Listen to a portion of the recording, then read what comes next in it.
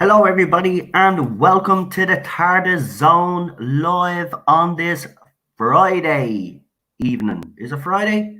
It is. It is. I think it is. Is it Friday? Or have I totally lost all touch with reality? It's been an interesting 48 hours, of course. Anybody that has been following me on Twitter will actually see that it's turned into a bit of a war zone. But we're not going to talk about that because I've given them plenty of oxygen.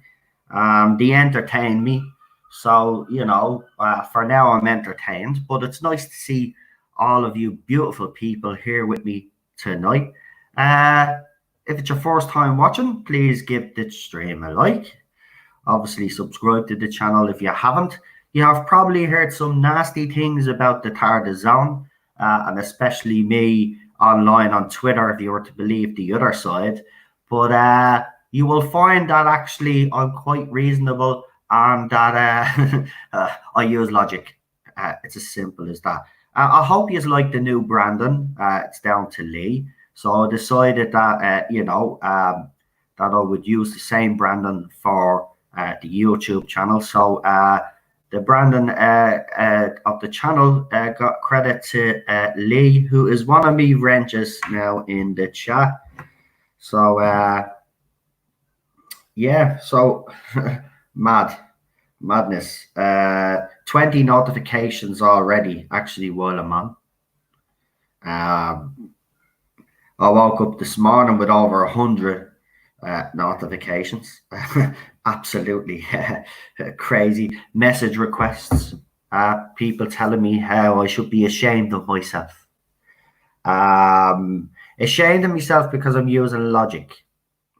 So the logic that the J-bots have is because the doctor fancied women when he was straight, or when he was a man, sorry, then that means then the doctor is going to automatically fancy women. Now, the problem I have with this whole situation is this. As you all know, I'm not in favor of a romantic relationship between doctor and companion anyway.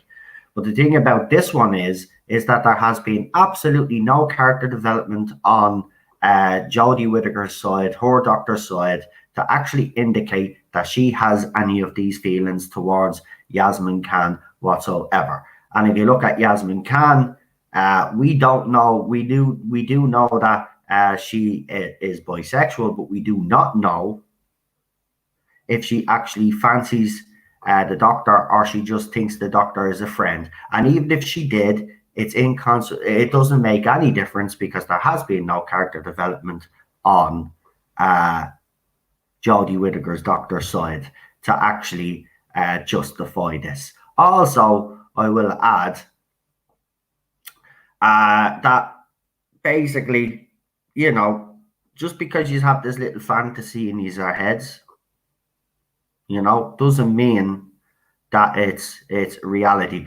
They've dug up some old facts about Doctor Who, and they've tried to use this as justification for this to happen. One of them actually put up the moment where Captain Jack kisses the Doctor goodbye after he realizes that he sent Rose home, and he realizes that that the Doctor is actually going to get the pulse ready, and what's going to happen is that the human race and the Doctor and himself are all going to die.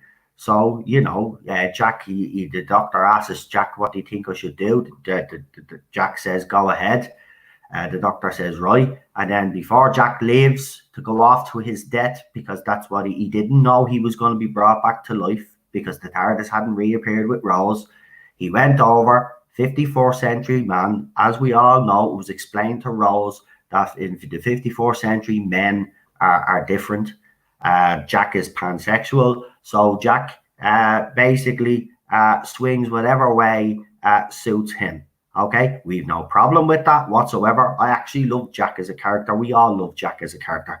Jack has character development. That's the difference. All right, so you can keep insulting me on Twitter all you want. It actually isn't affecting me whatsoever.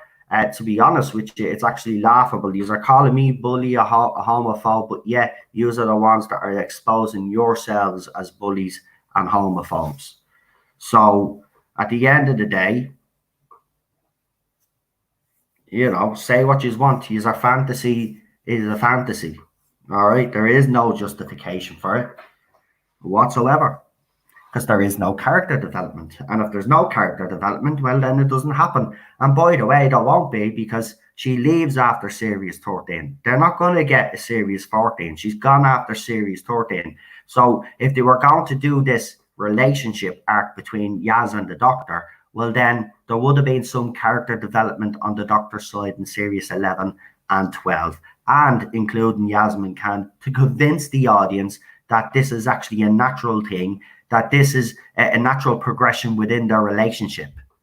But there has been no natural progression in their relationship, whether it's friendship-wise or any-wise. He's haven't got a clue. He's living a little fantasy world. He's got his own little fantasies, and he's tried to justify this, and there is no justification for it. There is. So there is no justification. So you can post all the things you want about me, and every day, every hour, there's a new person coming onto my profile. I'm not even following any of these, and these are all coming onto my profile, but yet yous are calling me a bully, and yous are calling me all the names under the sun, but yet yous are the ones that are seeking me out to have a go at me, because I believe that the Doctor shouldn't be in a romantic relationship. And I said this actually at the very start of last night. I don't think the Doctor should be in a romantic relationship with anybody, full stop. The Doctor and Donna worked perfectly because they had a friendship. And I think that's the best dynamic we've had in New Who. They came close with Bill Potts. Obviously, Bill Potts and Pearl Mackie didn't get the second season because obviously, Chris Chibnall got rid of everybody. Right? So, I mean, again, you can all come on and think you're going to bully me offline, because that's what you have done to other people in the past. You's all come on and you's mass bully someone.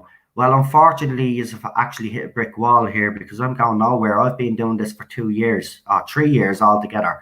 A year on Facebook, and then I introduced myself to the world on YouTube. I am going nowhere. This channel's going nowhere. And you can try mass flag this channel all you want. I've already said it. I've already informed YouTube what's going on. I've already actually sent them all the stuff that I've been sent. So they're well informed.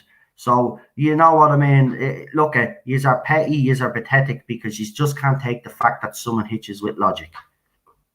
Simple as that.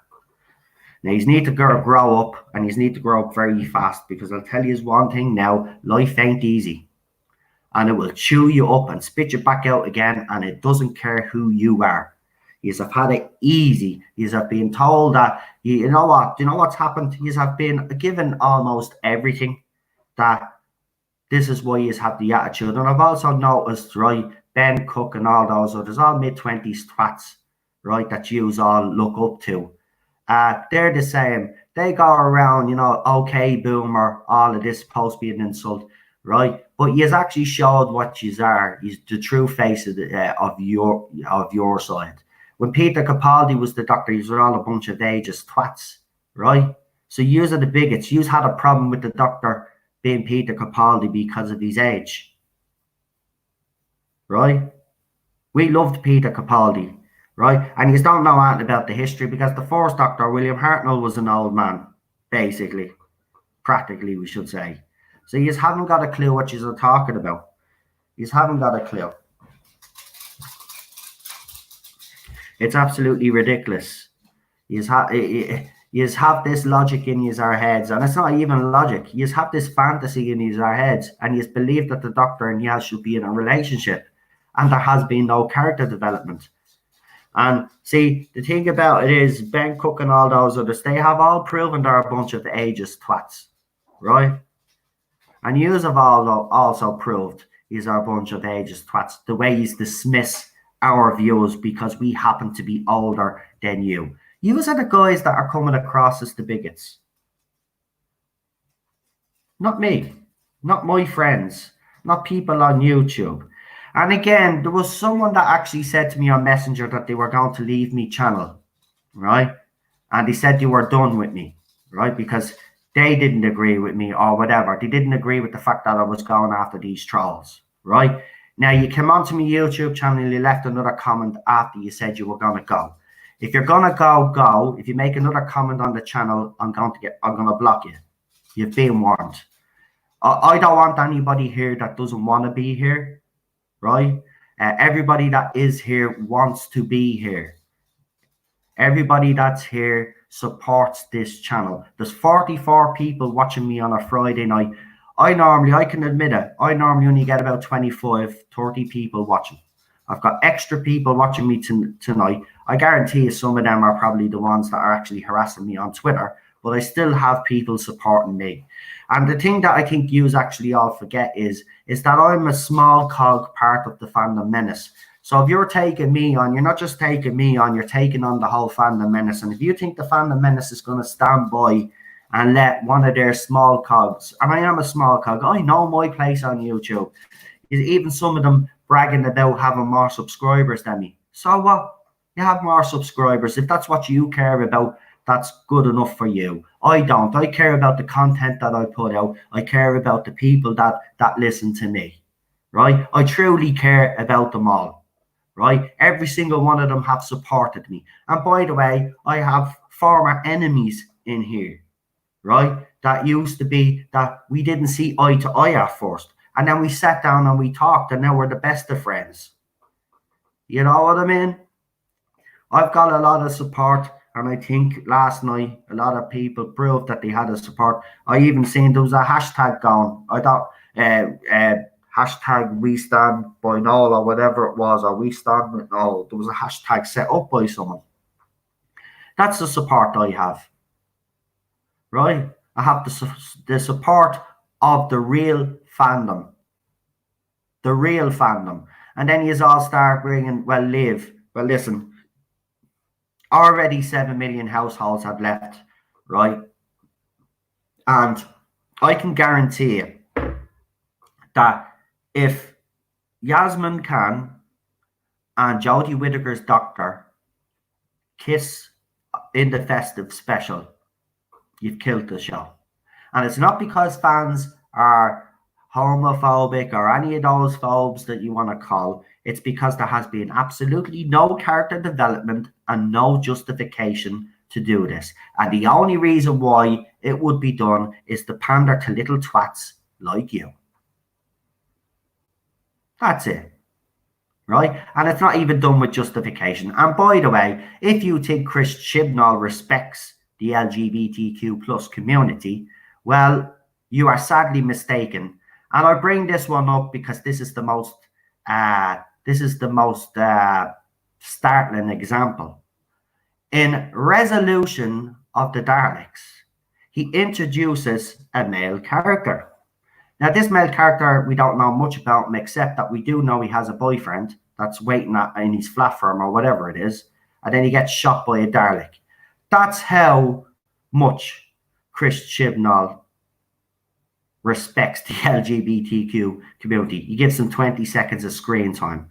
Brings Captain Jack back, pansexual character back in a cameo, right? RTD and even Stephen Moffat introduced LGBTQ plus characters and did them with respect.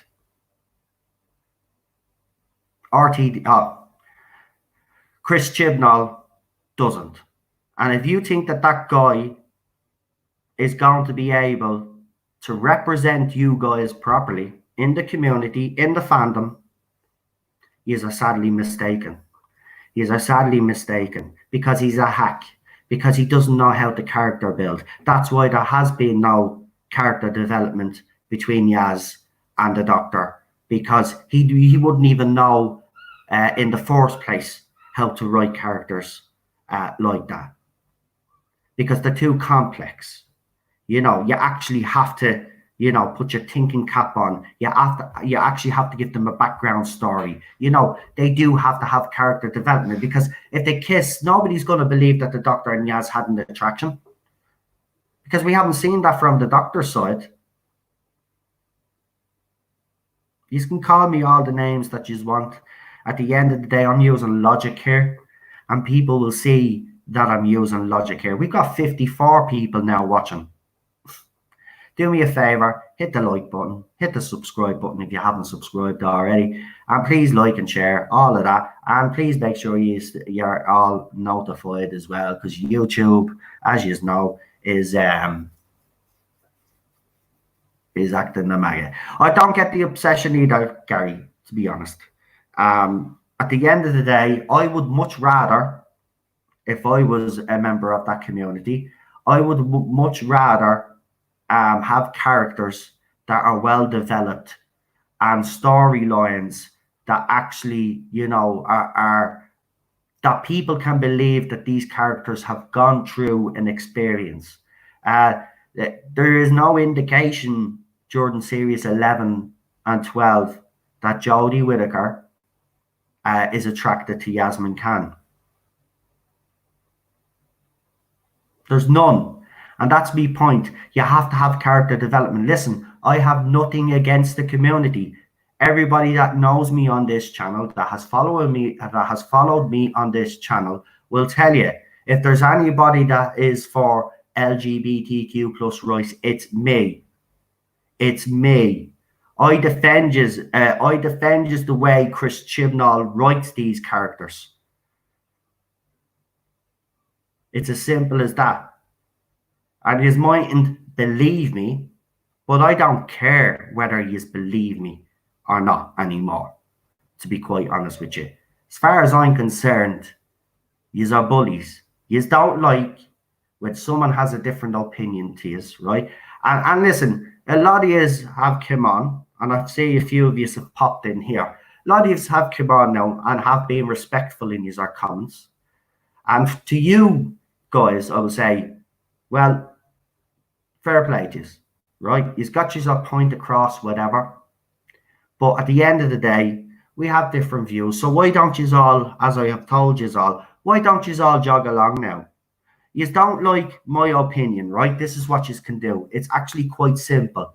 You can press the mute button. Yeah? You can block. Yeah? That's one way. Or you could simply jog on if you don't like a comment. Yeah? It's as simple as that.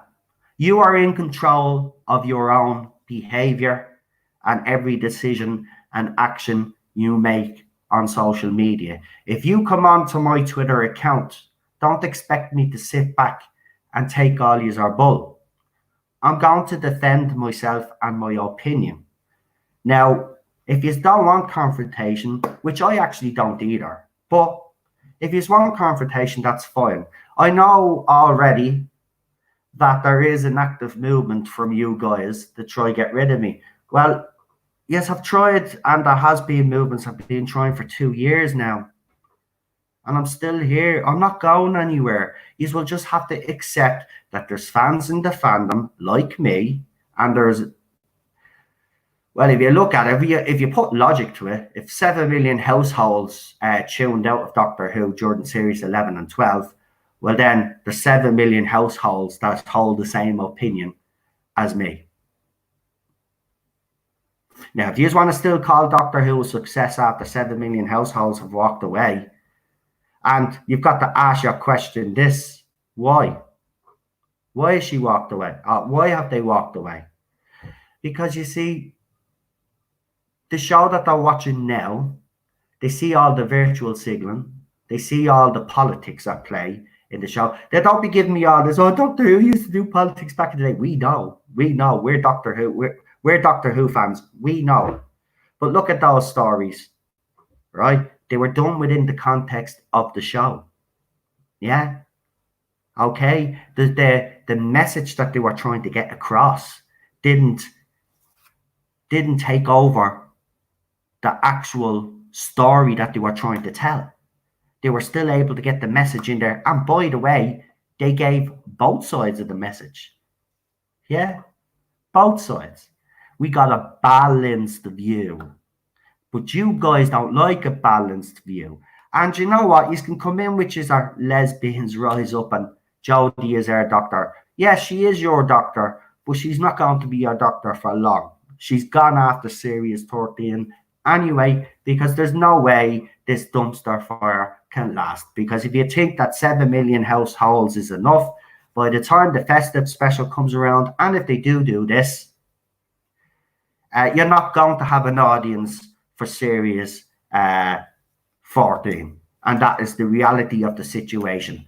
Doctor Who magazine is dying, and the reason why it's dying is because it's directly correlated to the show. If the show is not doing well, the magazine's not doing well. We have Ben Cook, Emily Cook, and all these others coming out and asking fans to buy the magazine and then saying that it's struggling. And then when they try to, dispute your argument, they show you, they give you an article that shows that sales are down and actually try to justify it. Listen, at the end of the day, the video that I put up about the magazine, and the reason why I did 2016 to 2019 was because I wanted to show that even under Peter Capaldi, we know the magazine was dropping in sales, right? We don't deny that. But you look under Jodie Whittaker's first year and the bleeding hits the ground. And that was the point I was trying to make. Anything she's put on as well loses money. Why do you think they're doing all of these audios Big Finish and they haven't included? Why do you think the first HBO poster that they actually put out before they put the second poster out that included Jodie Whittaker, why did they put the first poster out without her face on it? Because even they know themselves she's toxic.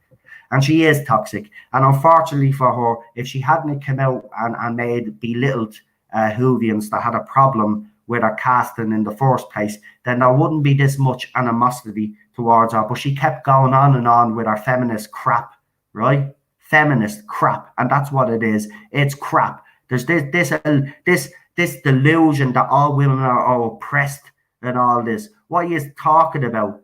I wish he has lived back in the 1500s. Then you know what oppression is. Get away. You haven't got a clue. You have it more easy than you've ever had. And rightly bloody so, by the way. Rightly bloody so. Right? But you have had it easy. Right? You don't know what a hard life is because you are handed everything. You're told yes all the time. And that's what's happened. Right? That's why you have this arrogance and you have this mob mentality about you, because nobody has said no to you before. Well, you have now. So jog on. Right, we do have someone that wants to come on, and I'm going to bring him on. But I don't want to turn this into a whole, about them, because I want to talk about other stuff, because, as we spoke about a couple of weeks ago, Doctor Who Series 13 will introduce a new gay companion from the 1920s, which we have absolutely no problem with. Also, there'll be an older woman companion joining the Doctor. Now, according to the latest rumours, obviously, or the rumours that we did give you a few weeks back, Yasmin Khan apparently is supposed to be part-time in the TARDIS this year. Now, for Series 13. Now, we have seen over recent weeks, and especially from all the J-bots, as we call them, but let's call them what they are, the Rainbow Hate Mob right now. They've been on Facebook and they've been on Twitter, and they've been putting all these photoshopped photos up all over the place. They're obviously trying to push their agenda, and this is how they do it, right? Now, as I said, there is absolutely nothing to justify it because there has been no character development. If there was, it'd be a different story. But you see, there has been none. Right, let's bring him on. Now, I just want to say before I bring him on, because he did text me earlier, there is a bit of road works going on in the background. So if there is a bit of noise, it's because there is work going on in the background where he is, and you know yourselves. But I want to introduce me guest, and it's Matrix Lord 212. What's up, everybody? How's it going? I'm good, my friend. I'm good. How are you? I wanted to say a lot of things because I don't like what's going on with everybody attacking you and stuff. It's really friggin' annoying. And I'm going to say that first off, there are people there on Twitter that think they're big in the Doctor Who community. I don't know where they got it from. Yeah. They want to call themselves Tardis facts or whatever. This person, whoever she is, blocked me, and I never even had an exchange with her at all. Didn't even know who she was. And obviously, she just blocked me for some reason. I don't know why. But here's the thing. Look, everybody's entitled to their opinion, but this isn't a romance sex show, okay? If you want to see, look, I'm all for the gay and lesbian community. Absolutely, okay? Fine. That we've had that representation in Doctor Who, but this is a show about time and space and, fighting aliens. This isn't a lovey-dovey, let's create like couches and beds in the TARDIS type of thing, okay? I don't know where this came from, but this person, as well as a few others, have been flooding Twitter with these pictures and photoshopped images of the Doctor and the Master, the Doctor and Yaz, the Doctor and this one. I don't even think they watched the show because there's none of that romance going on in the show. So I don't know what they're talking about. Yeah. And I think they got followers. They were all young kids in their 20s or whatever. Yeah. This isn't TARDIS rom-com thing, whatever. I don't know what this isn't like Pornhub of the TARDIS. Exactly. I don't know what they're getting this from. I'll just say something though. 64 are watching, right? And by looking at the comment section, I say half of them are actually these idiots. Right, and there's actually a few in here that have actually accused me of bullying them as well. Listen, if you want to see that, look, they can watch Captain Jack and this guy and that guy or whatever. The Doctor is too busy saving the universe. Okay, maybe gets in one relationship every 1,000 years or something. Yeah, okay, exactly. Like come on now, like exactly. But here's the thing, right? I am at the opinion, and this is just me. I don't know if you're in agreement with me. You might have a slightly different opinion, but on the Tardis Zone, we allow different opinions. So here's my opinion. I think after when the Doctor when we knew that the Doctor had a family on Gallifrey and whatever relationships he had on Gallifrey, after he left Gallifrey, personally speaking, I think not having his family in the show, obviously we had his granddaughter in an unearthly child, and obviously right. in the very before. But then after she left, then I thought it was okay not to go there again. I thought it was great not to have the Doctor in a relationship again. Let him go and do what he does. That's why he does what he does, because he's too busy saving the universe. Right. There may have been times that he fell in love but kind of dismissed it. Yeah. Or was like, okay, let's just say John Pertwee, right, was really upset when Joe Grant left, like really bad. Drank and everything, right? It hit him, but he never pursued any relationship romantic-wise, right? Yeah, Tom Baker's Doctor was upset when Sarah left, right? He had no choice, right?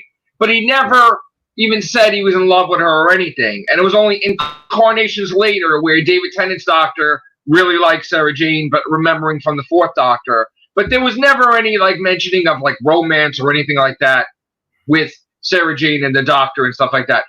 And the whole thing is the Doctor is saving the universe, right? So there are instances where stuff occurs where, okay, the Doctor had a wife, he had kids, they had a granddaughter. For whatever reason, his whole family died. It was just the granddaughter, right? That's fine.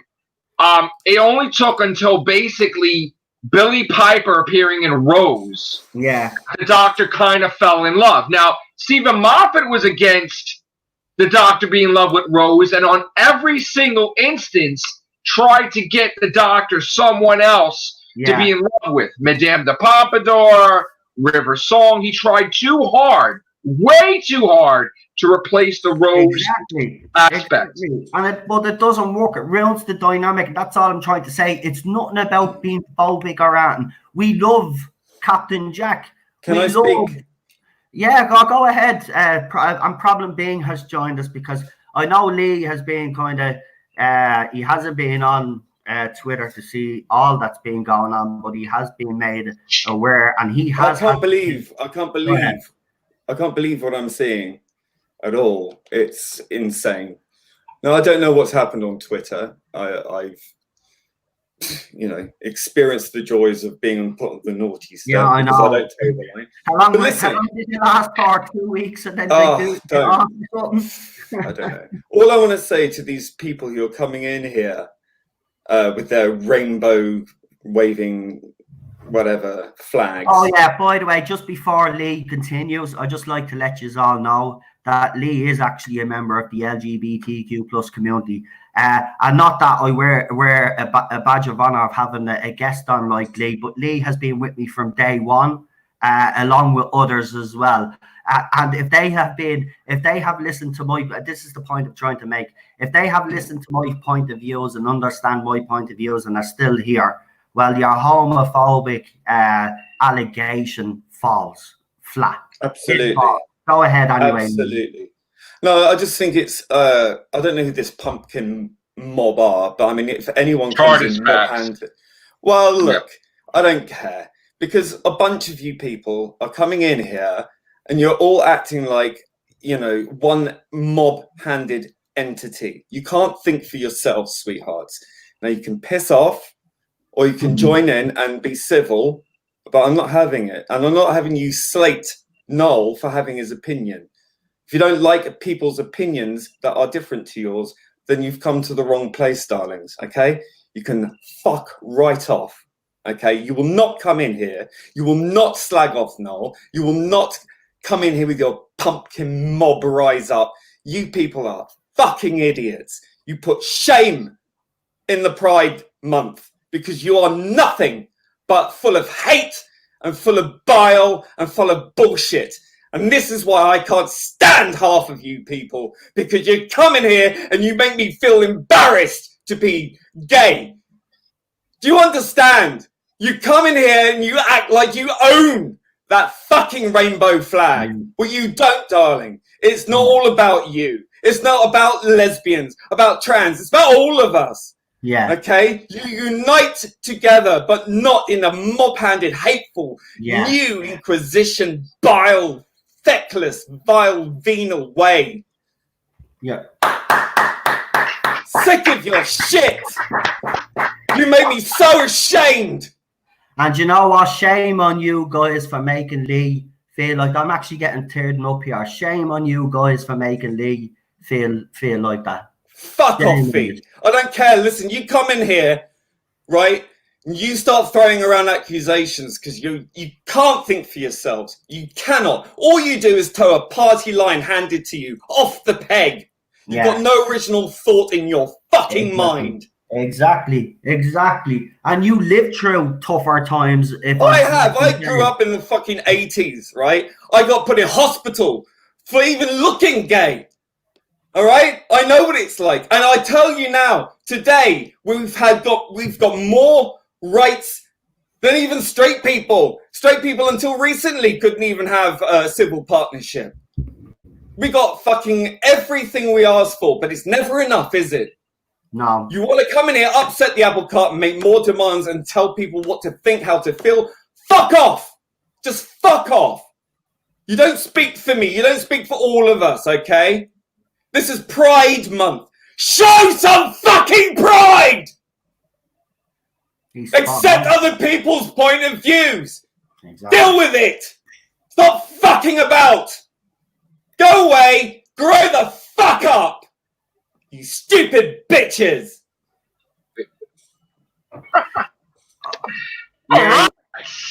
Lee, you're a legend.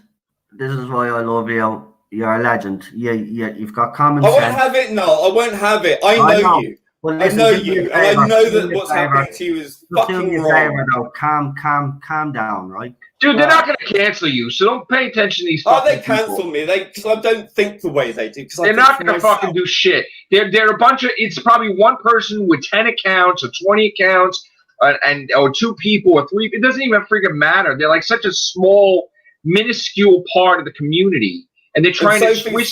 Sophie Lowe is the only decent voice we've got in here from that side, who is absolutely. I've seen her in other streams, absolutely lovely, and thank you, because even though we disagree about the Jodie thing, you are civil, you understand, you have empathy, and that is something that is clearly lacking in this fandom.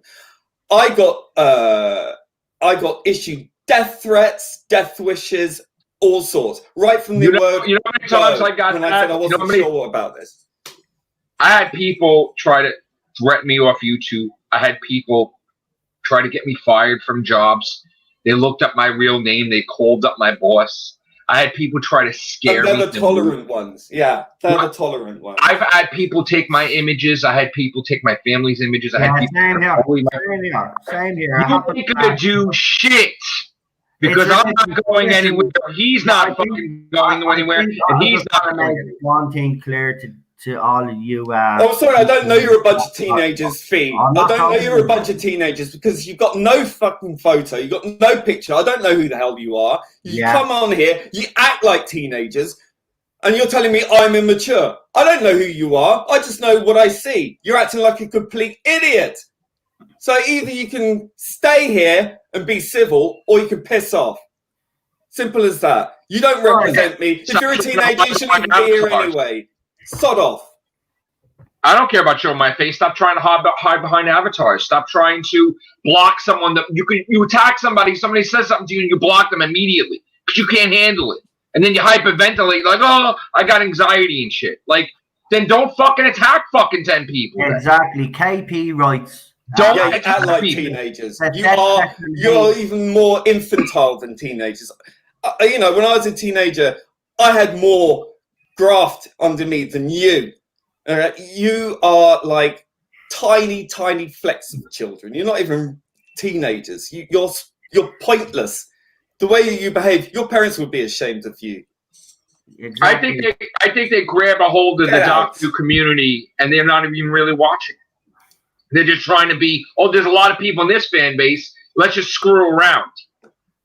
Actually, Poppy Townsend, people see my old videos, can see my face. I just choose to use the avatar now because some disgusting person on your side of the fandom decided that they'd actually Photoshop a penis actually in my mouth and in my wife's mouth. So, that's why I use an avatar. All right, but people have seen my face. I don't hide behind an avatar. I used to use, and people could see me if they go back and watch me all videos. I don't hide from anybody.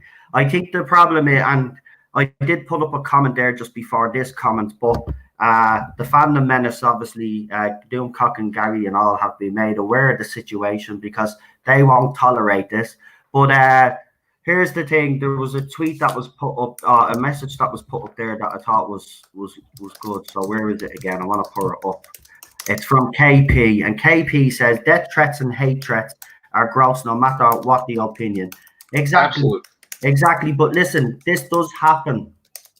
And it is disgusting. It happens all the time. And all because we have a different opinion. Listen, I don't care if you like Jodie Whittaker's Doctor.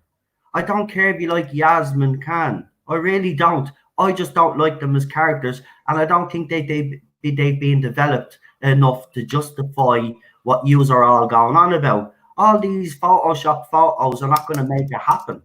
You know what the funny thing's going to be about Yaz? You know what the funny thing's going to be about Yaz? He's been building this shit up about how she's going to be the greatest police officer there is, even though she don't even do anything, right? Yeah, and even Graham gives her a fucking speech like, oh my God, you're fucking the greatest thing since sliced bread and shit, which she didn't do anything really, right?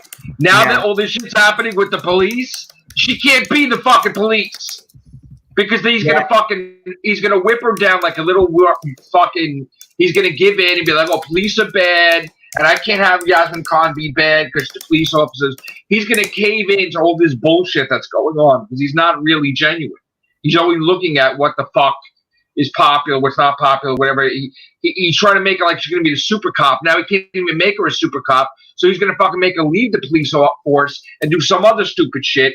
And meanwhile, go against his principles because he doesn't want to be embarrassed now with the whole police thing. Right. Yeah. I want to address this message that I've put up on the screen. right? Now, I've addressed this several times last year, and I've addressed it several times this year. But just in case nobody on our side gets it, just to be fair, I have told people that I do not tolerate bullying of any sort. I do not tolerate absolutely no bullying. Anybody that attacks me. I am well able, as I have told you all before, of defending myself. Now, you're saying I must take responsibility for all of this, right? Well, I'll tell you what, right? First of all, can I just say one thing first? Hold on. I didn't even know who this person was, Tardis Facts. And they blocked me for no reason. Should the German people take responsibility for what the Nazis did, right? Should the Irish people take responsibility for what the IRA did? Should the British people take responsibility for what the British government did to the Irish and did to every other nationality out there? No, right? Because people move on. And you know what? Here's the thing as well. I am not responsible for any person on social media. If they go and decide to do something which I've already condemned and said that I don't agree with, well, then that is bad parenting on their parents' side, and that person is not a very good human being. Yeah, that's the bottom line. I do not condone any bullying of any sort, and if anybody has went to anybody's Twitter account, what do you want me to do? Apologise? Are you apologising for all the hate that you've sent to me now? No. Well, so why will I apologise? You want an apology from me, but yeah, I've had about, what, 50, 60 of years now in the last 48 hours come onto my Twitter account and now onto my YouTube channel. You want me to apologise for sending hate people's way? Kiss me. You will never get an apology because I am not responsible for a grown-ass adult on Twitter. Right? They're responsible for their own actions. Yes. I am not responsible for their actions. Everybody's responsible for their own shit. Everybody. I've made it quite clear, and I'll say it again. I have made it quite clear I do not condone bullying, and I have made it quite clear I am well capable of defending myself. All right? So I don't need anybody on my side of the fandom to actually defend me. The only reason why they're doing it this time is because there's a lot of you have decided to attack me on YouTube, Facebook, and now on Twitter. And no, that's not just you, though. It's not just you, though. It's other people. I don't even, first of all, I just want to say something. I don't know who this Tardis Facts was and some of the people that she know, but for no reason, I was blocked. I never said a word to them. Didn't even know who the fuck they are. And I was attacked, too. And I'm like, well, who the fuck are these people? And if I never said one word, because I didn't even know they existed, and I get attacked. That's wrong on that part. That's wrong on that part. I won't apologise for calling someone a Nazi when they called me Stalin.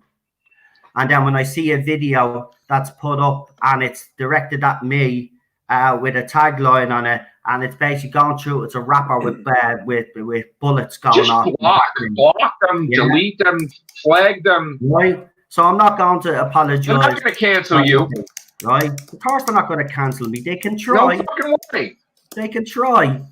And they'll fail. Just like everybody else has failed. And this is what they'll come to soon realise. You have hit a brick wall here. If you just watch Doctor Who. With all of this hate, you are fueling me. You are fueling me. And you know what? There's some that have criticised this channel. Well, that have only joined the channel, and they say, "But you're supposed to be doing watch-alongs and all." Well, if you go back through, you can do whatever the fuck you want to do, though. I've done this before. When I've been attacked and my friends have been attacked, I have highlighted it because I think this is a serious issue within the fandom. Now, a couple of days back, I did try to get YouTubers on the other side to come onto this channel and we have a debate about Doctor Who and to see if we could bring some peace to the fandom. Well, I could see now that that is never going to happen because you guys will not accept anybody that has a different opinion to you. Some of them are just trolls. They don't want to be bothered. That is unfortunate because, you know, this fandom used to pride itself on that. You know, if you think that nobody has given out about a Doctor in the past or the way the Doctor's character has been developed in the past, you're sadly mistaken. It has happened from the day William Hartnell regenerated. There's always been some fans throughout the show's history that have always had a problem with some elements of the show. Absolutely. Some people don't like certain doctors. And that's fine. That's good. That's okay. There's nothing new. There's nothing if everybody's had the same opinion, it would be fucking boring. I mean, Jesus. Well, KP, you tell that to the Irish people who were brutalised by the British for 800 years, and I hold no ill will towards any British person because it's not the British people's fault. It was the establishment's fault. So, sorry, again, you have this different way of thinking, which doesn't conform with the rest of the world, right? And that's the reality of the situation. I think they fail to identify the problem that the BBC, Big Finish, are doing everything in their power to try to make the show popular again without Chris Chibnall and Jodie Whittaker. I mean, you got the Time Lord Victorious. You have the 10th Doctor and River. How many times did I say that they had other encounters? Now, all of a sudden, now you put everything out. You put the kitchen sink out because shit is failing badly. So you are throwing everything to the winds. Hey, look, it's River in the 10th. Hey, look, we got all these friggin' masters over here. Hey, look, Time Lord Victorious. Oh my God, it's Rose and the 9th Doctor fighting vampires. Like, all at the same fucking time. Yeah, like, and Jesus. Vampires. Do you remember they were sexy vampires according to Matt Smith's Doctor as well? Right, yeah. Vampires in Venice. Oh, but like now there's another message. So I'm not right. The reason why I did this stream was to highlight the abuse I was getting. So I don't know where you saying I'm harassing. I'm not harassing, and I've already made it clear that you're not harassing Tardis Facts. I was just bringing out a point that I didn't even know who she was. Just to let you know, and I was blocked, and some of her fans attacked me, and I'm like, who the fuck is she? I can stream about whatever I want. Exactly. Yeah? My channel. Yeah. If you don't like it, as I said, there is a way that you don't have to look at anything I do. There's a simple function that's called the block function. So trot along. First of all, Tardis Facts has these fans that have been posting all over the place. Rest of these can go now. Posting all over the place trying to cancel Noel and everybody else. We've got I just want to say, you know, I've been reading some of these comments, and it's just like, listen, I don't know what exactly went down. I know that Noel wouldn't just call someone a Nazi, okay? Not without some form of provocation or being treated in such a way that he's saying you're behaving like Nazis, which is all about censorship. And all you people have done is try and come in and shut him up and censor him exactly like Nazis did. They were the ones who went around book burning, causing censorship and everything.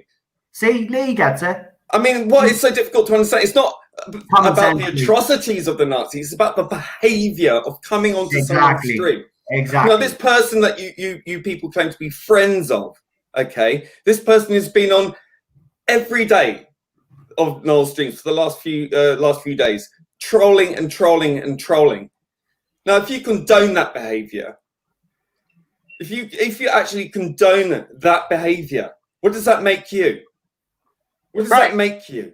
Right, so I just want to say that someone on Twitter, just to remind you, and just to let you little J-bots know so you can go in and help this pathetic individual. They have started a hashtag. The Rebel of Time. I am gay, okay? And I'm here with Noel, okay? I'm here with the Tardis Zone. He is not homophobic. He is not a racist, okay? Take your nonsense, lies, and sod off, okay? This is nothing at all. Like, you know, he's not one of those things, not any one of those things. Yeah, you are behaving like the biggest because you are intolerant of other views. You can report me account on Twitter all you like. You can report me account on Twitter all you like. And even if you do manage to successfully get me Twitter account suspended for a while, I'll be back. You have shut me up on Twitter. What are you doing that's so bad? They just don't want to hear your voice. They're trying to. What are you doing that's so bad? Nothing. You're saying your opinion about things. Doesn't matter anyway. Report all. Who cares? They have their stupid fucking opinion. Sorry, it's going to interject. Gaylord Hoovian, when you say calling someone a Nazi is so bloody wrong in all ways, well, have a word with the people on your side because that's all we ever hear. Okay, that's all we ever hear. Calling someone a bigot is no different than calling someone a Nazi. Stalin, is it? It's all right to call me Stalin, but I can't call you little Nazis out. because as Lee has explained already, you don't like people with other opinions, and that's what the Nazis were like, right? If you didn't conform to their way, what happened? Instead of like going and trolling on your channel and creating 20 accounts trying to cancel you, why don't you people create your own channels on YouTube, your own podcasts, your own videos, and see how fucking good you are instead of fucking trying to destroy what he built? Why don't you fucking put your opinions out there and show your fucking face on a podcast and do videos on why you want Yaz to stick her tongue down the doctor's throat and turn the whole show into a fucking goddamn fucking who Pornhub? Like, why don't you fucking do a podcast about that then? Instead of fucking hiding behind avatars, and then you have Tardis Facts who they have all our fans, but she knows all our fans are attacking you and everybody else, and she ain't saying nothing against it. So if she was a proper person, she'd be like, hey, I don't approve of bullying, even if you're my fan. But she ain't saying shit, obviously. In fact, she's just blocking people she never even talked to. And she's just like, she's adding to the fucking fire. Really? So because I agree with freedom of speech, yeah, everybody help get that hashtag going on the JBot side, yeah? So it's hashtag fucking all. Go for it. Go for it, guys. Even if you're a Jody fan or not a Jody fan, no bullying should be fucking... Nobody should be bullying anything. I'll even retweet it right now. You can go in and check. I'm retweeting it. There you go. Help these poor little J-bots. Poor little... I just don't understand this mentality, this Twitter mob mentality. I've never understood it. It's like people have lost their fucking minds. It's like they cannot think for themselves at all. They all just jump on one train and they don't know where it's heading and they just follow it anyway. No, disgustingly. It's disgusting because, as I said, stupid. It doesn't. It kind of. It's embarrassing. They try to wear you down. That's what it is. Dehumanizing. These are the type of people that give the LGBTQ plus community a bad name.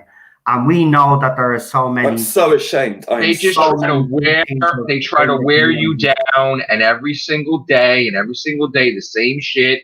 20, 40, 50 people. It's probably only 2 people with multiple accounts are just like, look at that other fucking person the other day. I was watching your stream, and I'm like, why is this guy fucking questioning the shit out of you? What was his name, Doc or something? It's like, explain it to me. Why don't you just shut the fuck up and watch the video and enjoy it? Instead of fucking, I don't even think you watched the fucking video. You probably watched a snippet of it, and you're like, explain this to me. I demand it. Fuck off. Okay? First of all, with the Doctor Who magazine, right? They don't get any info from Chibnall at all. So it's not fucking relevant. It's not fucking fresh. It's not mind-boggling fucking news that's coming out there because Radio Times gets everything barely. So more than them. So it's fucking failing, Doctor Magazine, because Chibnall is making it fail. Yeah. So me, Matrix Lord, and a couple of other YouTubers get more news than magazine, for God's sake. I was in the comic book store. They wanted to get rid of Doctor Magazine. They gave it to me 20 cents each. Wow. I had fucking 30 fucking Doctor Who magazines. I couldn't even carry it. It was so fucking heavy. And it cost me like $1 or $2. It was like ridiculous. It's like, it's over here, it's like $10 or $13. And it wasn't selling because, one, we're behind a month. We can't even have it. But it's like, they were looking to give them away. And if that's the case, it's in America. And they're starting to get rid of it in America because we're always behind a month. We can just go on the computer and look at the newest Doctor Who magazine. So it's pointless to get it. Let me just interject here with this. HTTX Geronimo. Love, if you don't like Jodie as the Doctor, stop watching. Well, we have stopped watching. So over 6 million other people stop watching. Yeah, and okay. That's where we are at now. And where is it going to be next season? I tell you, a lot less. A lot more. I just want to say one thing. Let me just say one thing to that person, because here's the thing. I don't like Chris Chibnall, right? But I like Jodie. But we can agree to disagree with that, okay? I'm not even against Jodie Whittaker. I'm against the writing that's making her look like a fucking idiot, okay? So I'm not even against Jodie Whittaker at all. So whatever you want to fucking say, okay, but I watch it. So whatever. Just to Ian, as you know, Ian is world record holder, 2-time world record holder for the most merchandise Doctor Who stuff. And he also gets stick because he says the amount of people having a go at me getting the new action figures to review, because Raleigh Productions, I'm not a straight white male. He's not a fan of this era, but they're criticizing him because he's reviewing these figures. Well, sorry to disappoint. I'm sorry to let you know, but Ian is what you call a Doctor Who fan. And if you're a collector like Ian is, it doesn't matter what era it is. And even if you dislike the era, you buy the bloody merchandise, because that's what real fans do. Look, he bought his groove. Yeah, he brought, see? Okay, he doesn't like Jodie Whittaker's Doctor, but he bought the bloody screwdriver because it's part of his collection. You don't get it. Fans, and you keep saying, well, see, I am Jewish as well, so I have something to say, right? Because this is important. You keep saying that, well, it's only a TV show, right?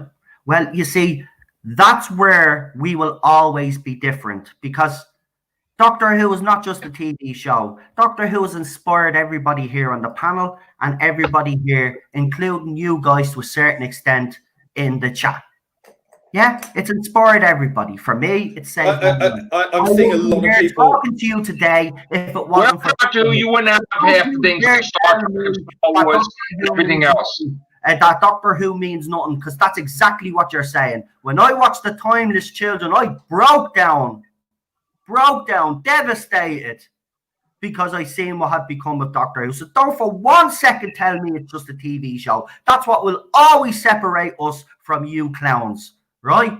We are the true fandom, because I'll tell you what will happen when Jodie Whittaker goes. Most of you will feck off anyway. Wait a minute. Hold on. Somebody said something like, "Look at Ace Creeper, Who Addicts, Crispy Pro. They're all respectable." Crispy Pro was thinking about changing his channel and having a go and attacking all Ovians. Yeah. That. So what the fuck are you talking about? Yeah, he was. What the fuck are you talking about? Yeah, right. And then the tweets from one of them said something about this rumor about the police box is garbage and people are stupid. Are you kidding? Maybe they'll say it in Twitter. They'll voice their opinion, but on video, of course, they won't do it on the video. Well, of course they won't do it on video, because they can't let their face slip. They can't let their fakeness. So that's not accurate. Guys that you mentioned, they know deep down that this is a pile of crap, but they'd rather not. And you know what it is? The reason why that they go on the way they go on is because they don't want to deal with drama. See, right? I'm bashing them all. Give a flying fuck about drama. You want to bring drama. You want to tell me my opinions are wrong. Well, I'm going to tell you why yours are wrong, and that's called. I'm not bashing at all. Everybody has a different opinion, right? Shove it where the sun don't shine. Everybody has a different opinion. I'm not bashing at all. They have their own style, but I don't believe in the 10 out of 10 every fucking episode. Okay, if I don't like an episode and I say it sucks, I'm not a hater. Okay, I have thousands of videos on Doctor Who, and of course I'm not going to get people agree with me all the time, but sometimes I fucking can't stand an episode, and I'll say it is below average. It sucks. It doesn't mean I'm a fucking hater. I'm sorry. Love and Monsters sucked ass. Okay, could have got Doctor Who canceled. I'm sorry. I didn't fucking like it. I'm gonna say it. It takes you away. That shit sucked. Sorry. Oh, and by the way, can I just say though, after tonight's stream, I won't be actually highlighting this issue anymore. So if you still continue to troll me on Twitter, I won't be bringing it up, because this weekend I actually have a busy weekend. I've got 2 watch-alongs to actually run. So what we'll do is you know, we're gonna. I'm just gonna put a line under it tonight when we finish the stream. But I'm just gonna tell you now, you're never gonna get anywhere in life with the attitude that you have. And whether you believe it or not, I'm not out to hate anybody. Someone comes after me or me friends. I mean, Ian is a friend as well. Anybody comes after Ian, and Ian will tell you, I was the first one to jump in there and defend him. I do not tolerate any sort of bullying. The problem is, guys, is that you won't let us have our opinions. If you just left us alone, there wouldn't be any retaliation. But you don't get that. Now, listen, Matrix Lord is right and Lee is right. After Series 12, The Timeless Children, we decided we had enough of Doctor Who, right? We all made announcements on Twitter and stuff that you've got yous away. We were leaving. We were going to let yous do whatever you wanted with the show because we know deep down it's not going to last anyway. But we said, we're going. But instead of letting us go quietly, and we all start doing different things with our channels, by the way, because you'll see during that time period, we actually did. I started doing me watch-alongs. Matrix Lord was doing his gaming and other stuff. And other YouTubers then decided to concentrate on other stuff. We were leaving. Yeah? And then what happened? Your side then start tagging us in stuff. Start mocking us. And start having to go. And then you expected us then. Hold on. Before the both of you say that, but then you expected us then to continue to leave quietly.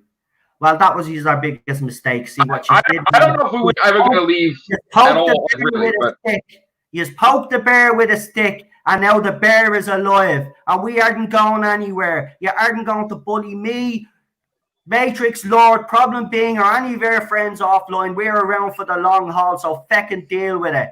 Listen, everybody needs to defend Doctor Who's legacy for as long as the show is on air, right? And they don't mind. They don't mind being ageist as well. You think we hate Doctor Who? We love Doctor Who. You don't realize how much we love Doctor Who, and that's the sad thing about it. Go to everybody's channel to see how much they love Doctor Who. I spent thousands of videos talking about Doctor Who. Okay, thousands.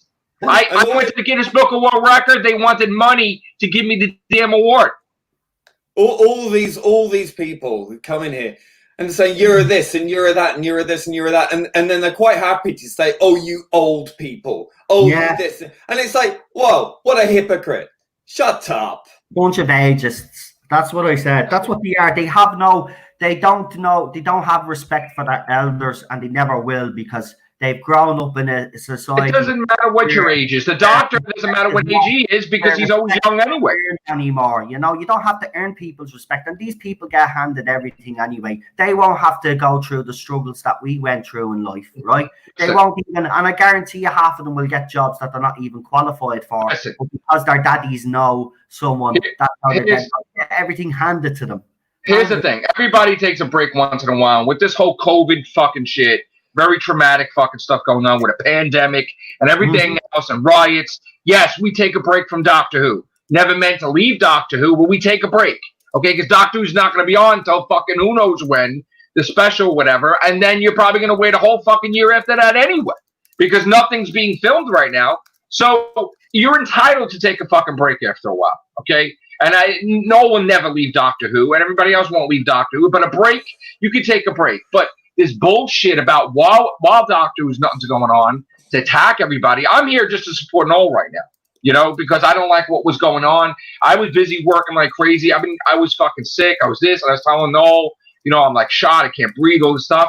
But I'm so sick and tired of like all this shit happening to him and this whole fucking all these people attacking him that I jumped in just to support him and show my support for my friend. That's it. Yeah. So that's why I'm here. During this whole situation, Sophie Lowe's just highlighted something that maybe I should have highlighted to make you feel a bit bad, but I don't actually. But because it was highlighted in the chat, I might as well actually bring it up. As you can see there, Sophie says, "Noel, I'd like to wish your mum some well wishes and a speedy recovery." Yeah, during this whole nastiness with you people, I've been dealing with the fact that my mother collapsed and nearly died. Yeah. Now, you think you're going to break me? That would have broke any man. Yeah, it would have broke any man. I was still dealing with all of you guys while I was wondering whether my mother was going to survive or not. And do you know how hard it was during this pandemic? Can't even go near the hospital. Information was limited. She had to get a COVID test done before she got any other test done. Luckily, that came back negative. And yeah, I hope a speedy recovery. I hope she feels better. I will say this: she finally came home. Now she's going to need a nurse with her now for the next 6 weeks, and she'll have to have physio. The story was she had a bleed on her brain, and apparently it's stopped now, according to the doctors. But they want to keep an eye on her for the next 6 weeks because. Unfortunately, due to that, her balance has gone to one side. So she needs physio. And I hope she feels better, bro. I'm sorry. She rang me yesterday to put me mind at ease because she knows what her son is like. And he might think on this person of hate, but trust me, people that know me know I'm the most loving bloke out there, and it actually is sad that you have that opinion of me. But this is it. This is it. No, people. You won't get me off mind though, no. because you know what? I made the stern stuff. I've been through things in my life that you guys wouldn't even be able to cope with today. Right. You'd be all off seeing therapists, right? I lost my mom when I'm, because I was been doing YouTube and stuff while I'm streaming, while I'm doing like stuff. I lost my mom in 2015, and I was always making videos, and I had people come out and the haters and the trolls and mock my mother, and even did a reanimation thing with my mom with a corpse in the grave and all that stuff. The most disgusting thing ever to get me off YouTube.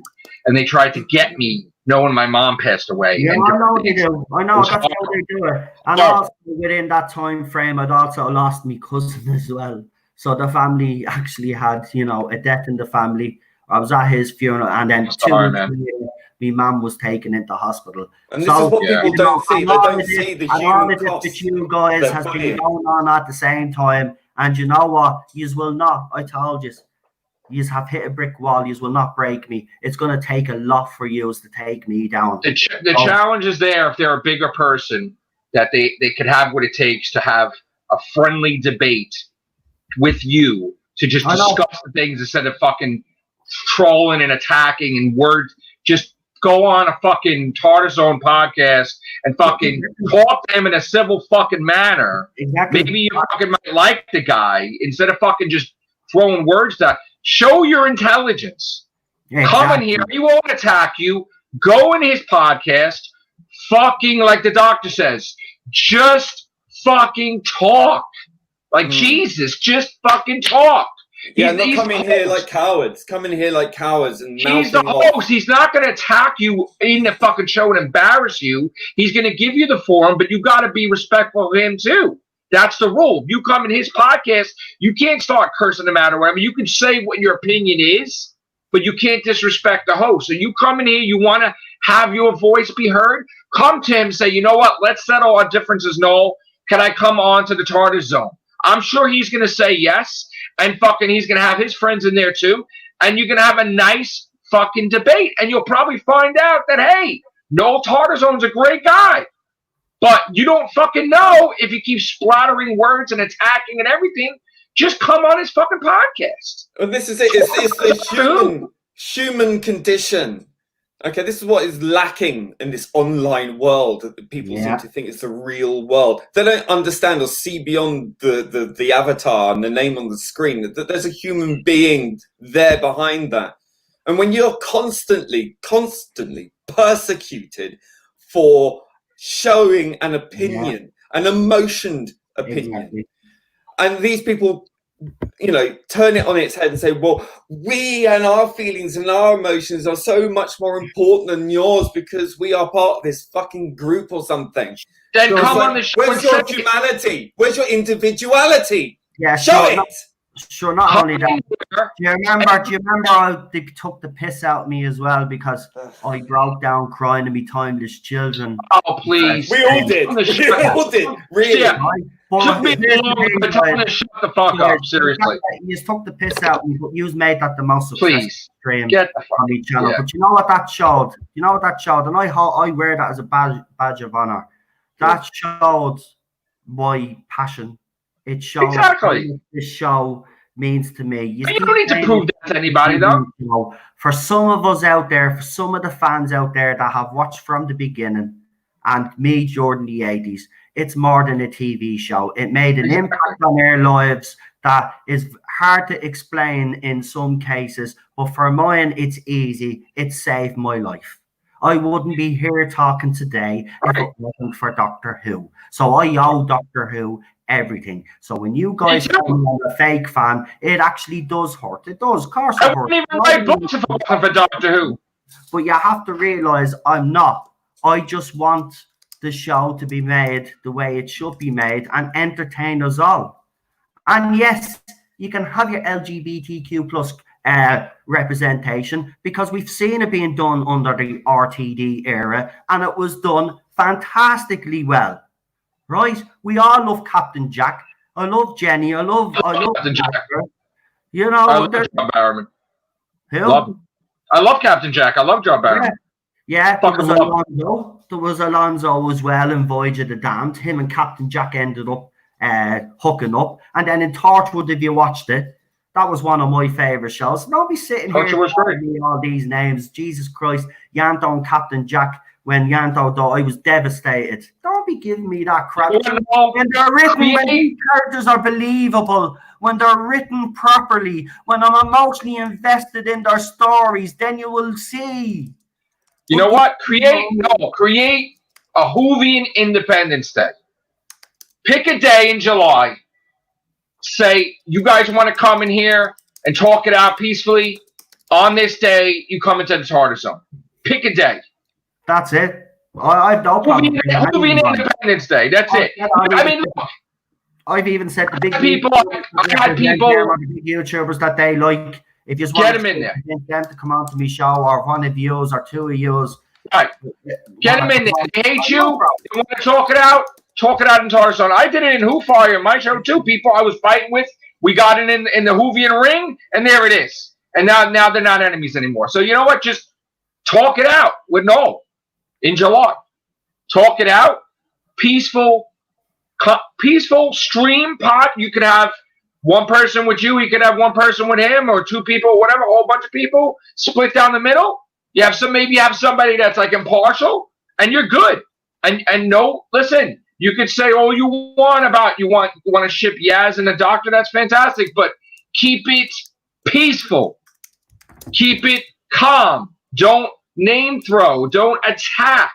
You want to have your voice heard. You want to have opinion on it, and you happen to post something that's up there, right? And I see it because someone that I follow has retweeted it. I am entitled to leave an opinion. You mightn't agree with it. But as I said, you can mute me or block me. You do not have to even be anywhere near me, right?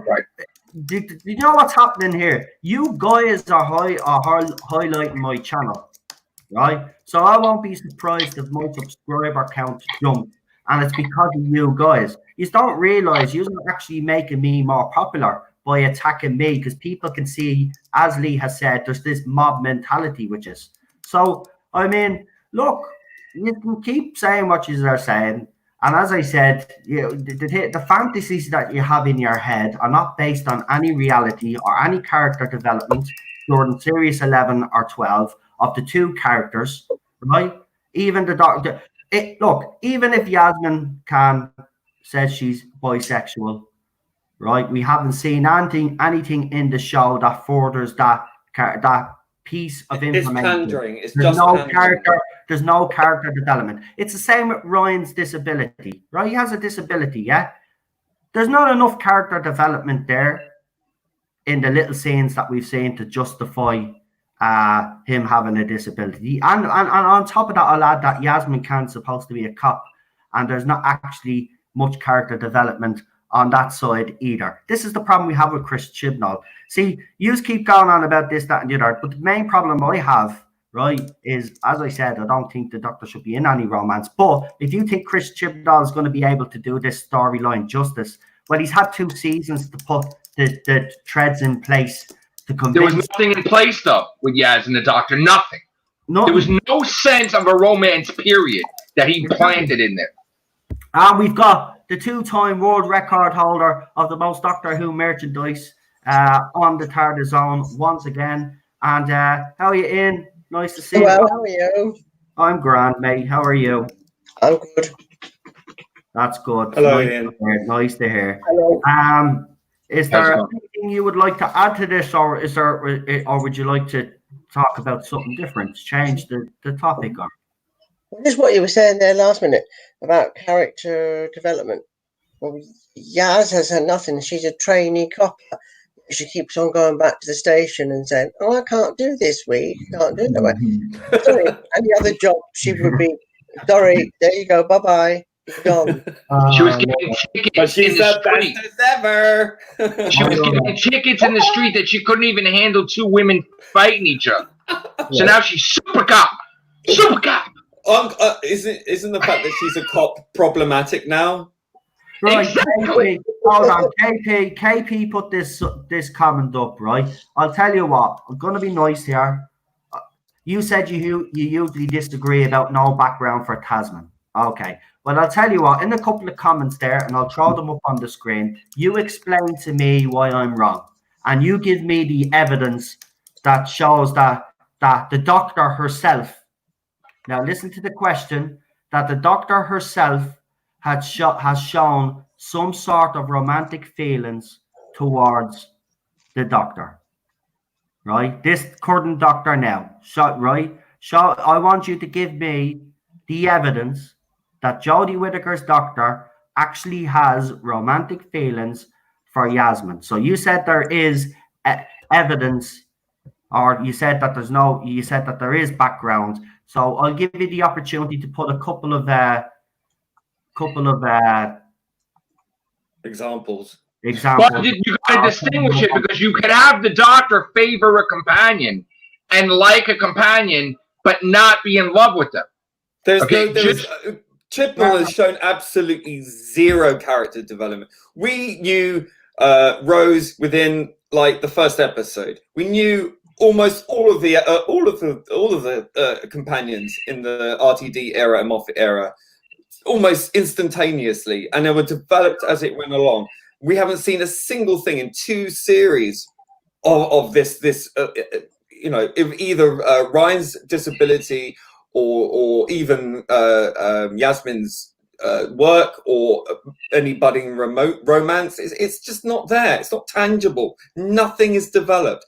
It's sitting in a black hole, and it's just so convenient just to slot these things in and slot them out when it's convenient. It's tokenistic. It's racist. It's ableist. It's all of these things because it's pandering and it's so patronizing. And I'm sorry if you don't see it that way, but it's so patently obvious to everyone else. Sorry, mate. I'll tell you what, right? Because you're right. I haven't been kind of fair, right? I've just thrown it to you there, and you are right. So everybody in the chat, leave it out. Give her a break. I'll tell you what to do. The next stream that I do, because I do the watch-alongs the weekend, so I don't want it there.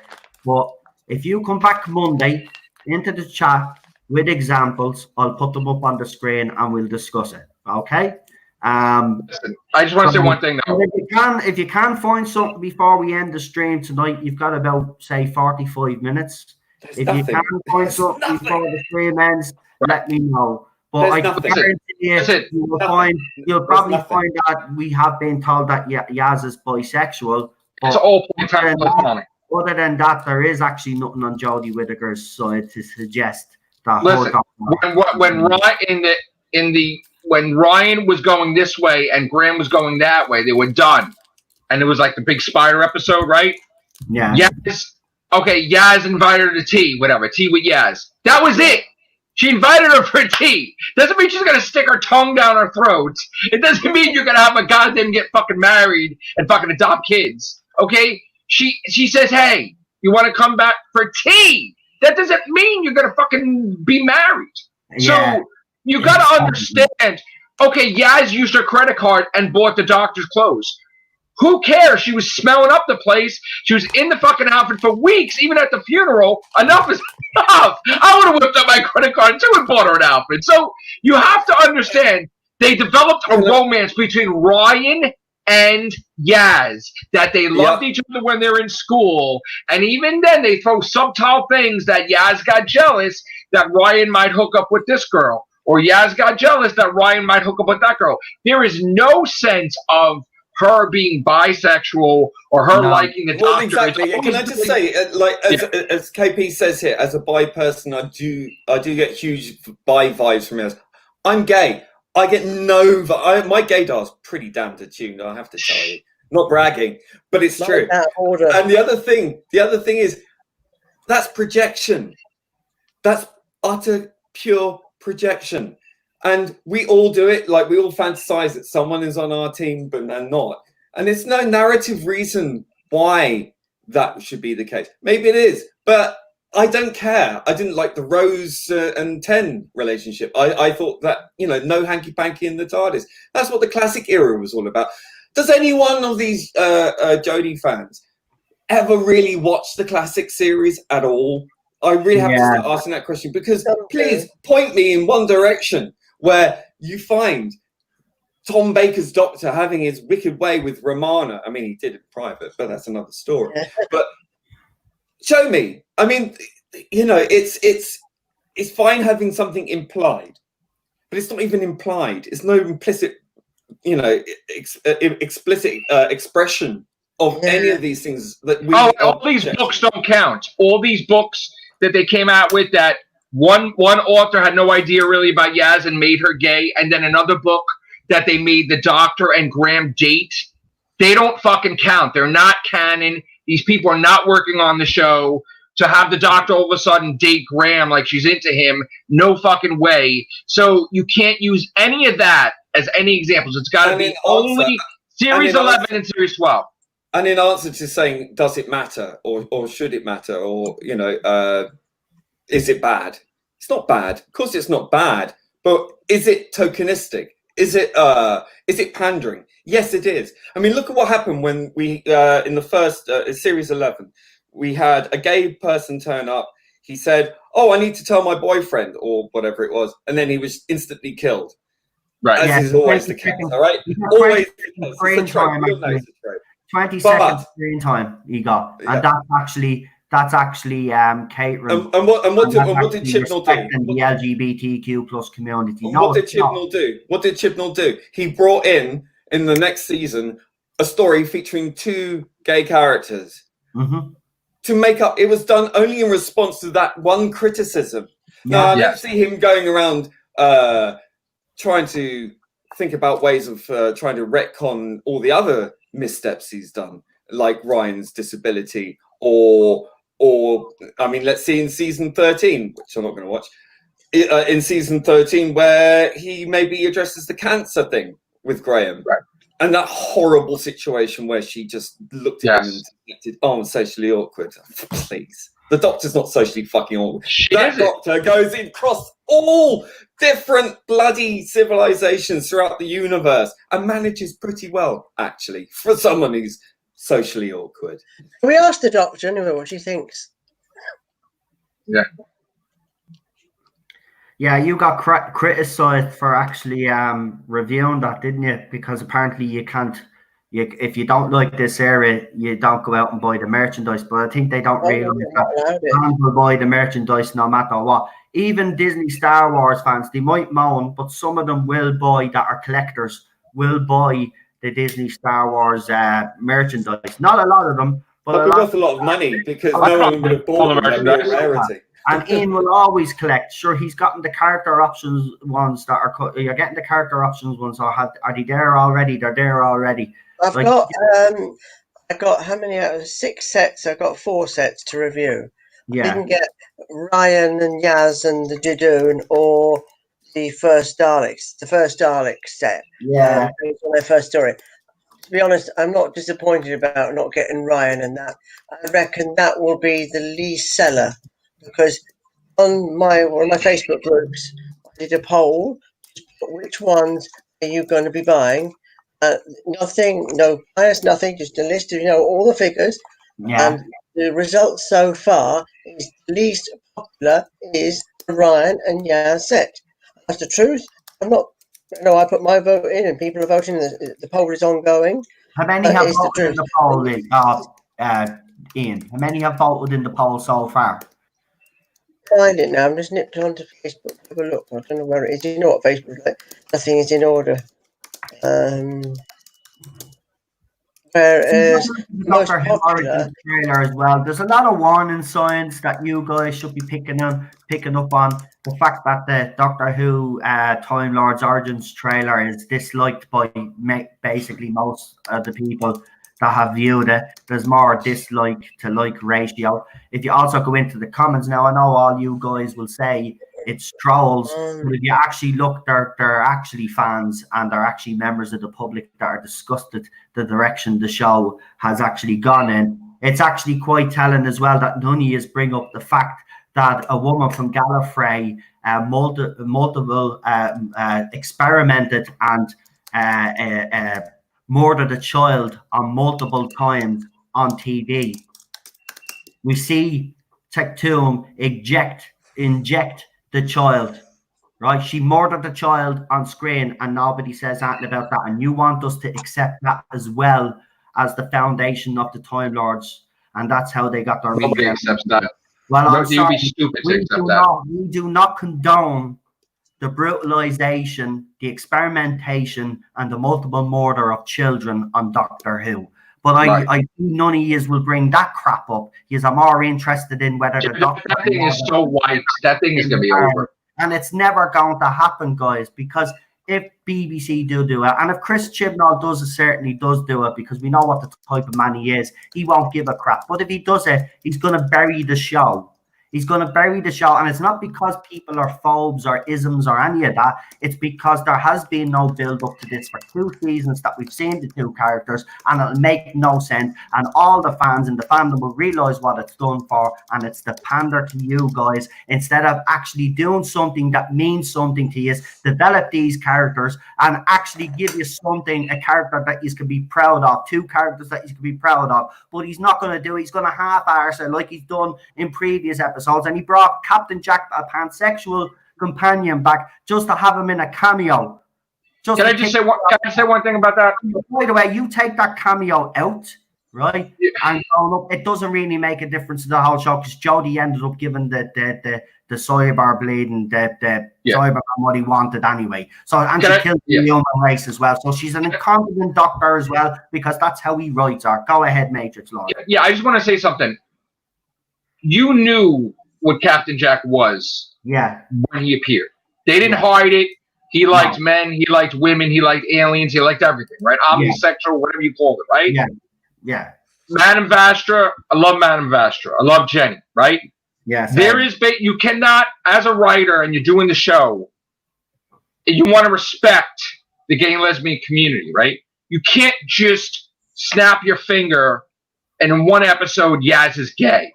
You have to put stuff in there and show gradually how this occurred, where this romance came with the Doctor, how it grew. There is a difference between friendship, between her being a mentor, like the Doctor's a mentor to Yaz, and love. Okay, like a woman. And servicing. It's patronizing and servicing. That's all it's doing. It's tokenizing.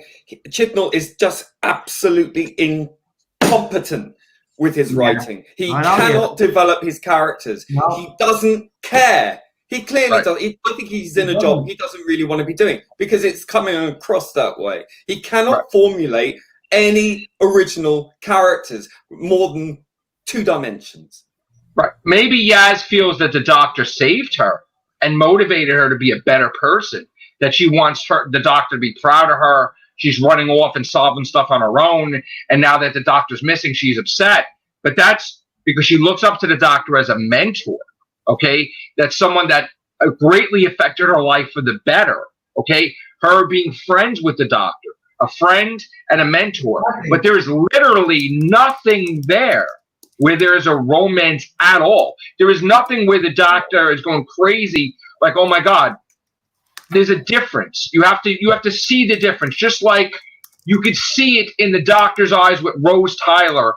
He was in love with Rose Tyler. Yeah. Yes. You could see it. Yeah. Even with River after a while. Maybe he wasn't in love with River at first, but he became in love with River. Right? Okay? You've seen it. You've seen it in the eyes. Even and I still didn't like it. I still didn't like it. I didn't want also Clara. Like, he got jealous when he thought that she was with the guy in the school and he was being the caretaker. He was still in love with her in another incarnation. That he went to the end of the universe to save her, for crying out loud. Meanwhile, poor Amy and Rory just leave him in New York, which, if you notice, the Capaldi Doctor was also trying to save Amy and Rory because he was trying to fix a thing in the Dr. Mysterio episode. So, yes, like the Doctor can be in love with people, but there is stuff there to build that arc. There is nothing built at all with Yaz and the Doctor being in love. And also there's other thing too, right? Where people are putting pictures of the Doctor and Sasha Dhawan's master naked in the TARDIS. There is nothing there at all that she loves him in any way, shape, or form. He's a mass murderer. He killed people in front of her. Yes, they were best friends, but there's a difference between being friends, good friends, and being enemies and being in love. They were never fucking in love. Let's not forget to add the fact that while he was in France, a Nazi occupied France, she actually destroyed his perception filter so the Nazis could actually see them as, oh yeah, there's no love there. There's no nothing going on with those two. She clearly did that because she wanted the Germans to capture, the Nazis to capture. Not everybody that's best friends turn out to be lovers, by the way. So yeah, and we love Pearl Maggie. I mean, there's a great example of a great LGBT character. Yeah. She was adored by pretty much most of the fandom. I love Belle Park. The only thing that was obviously ridiculous was the constant reaffirmation of her sexuality. It's not required. It was tell everybody she's gay every single episode. Shortchanged, to be quite honest.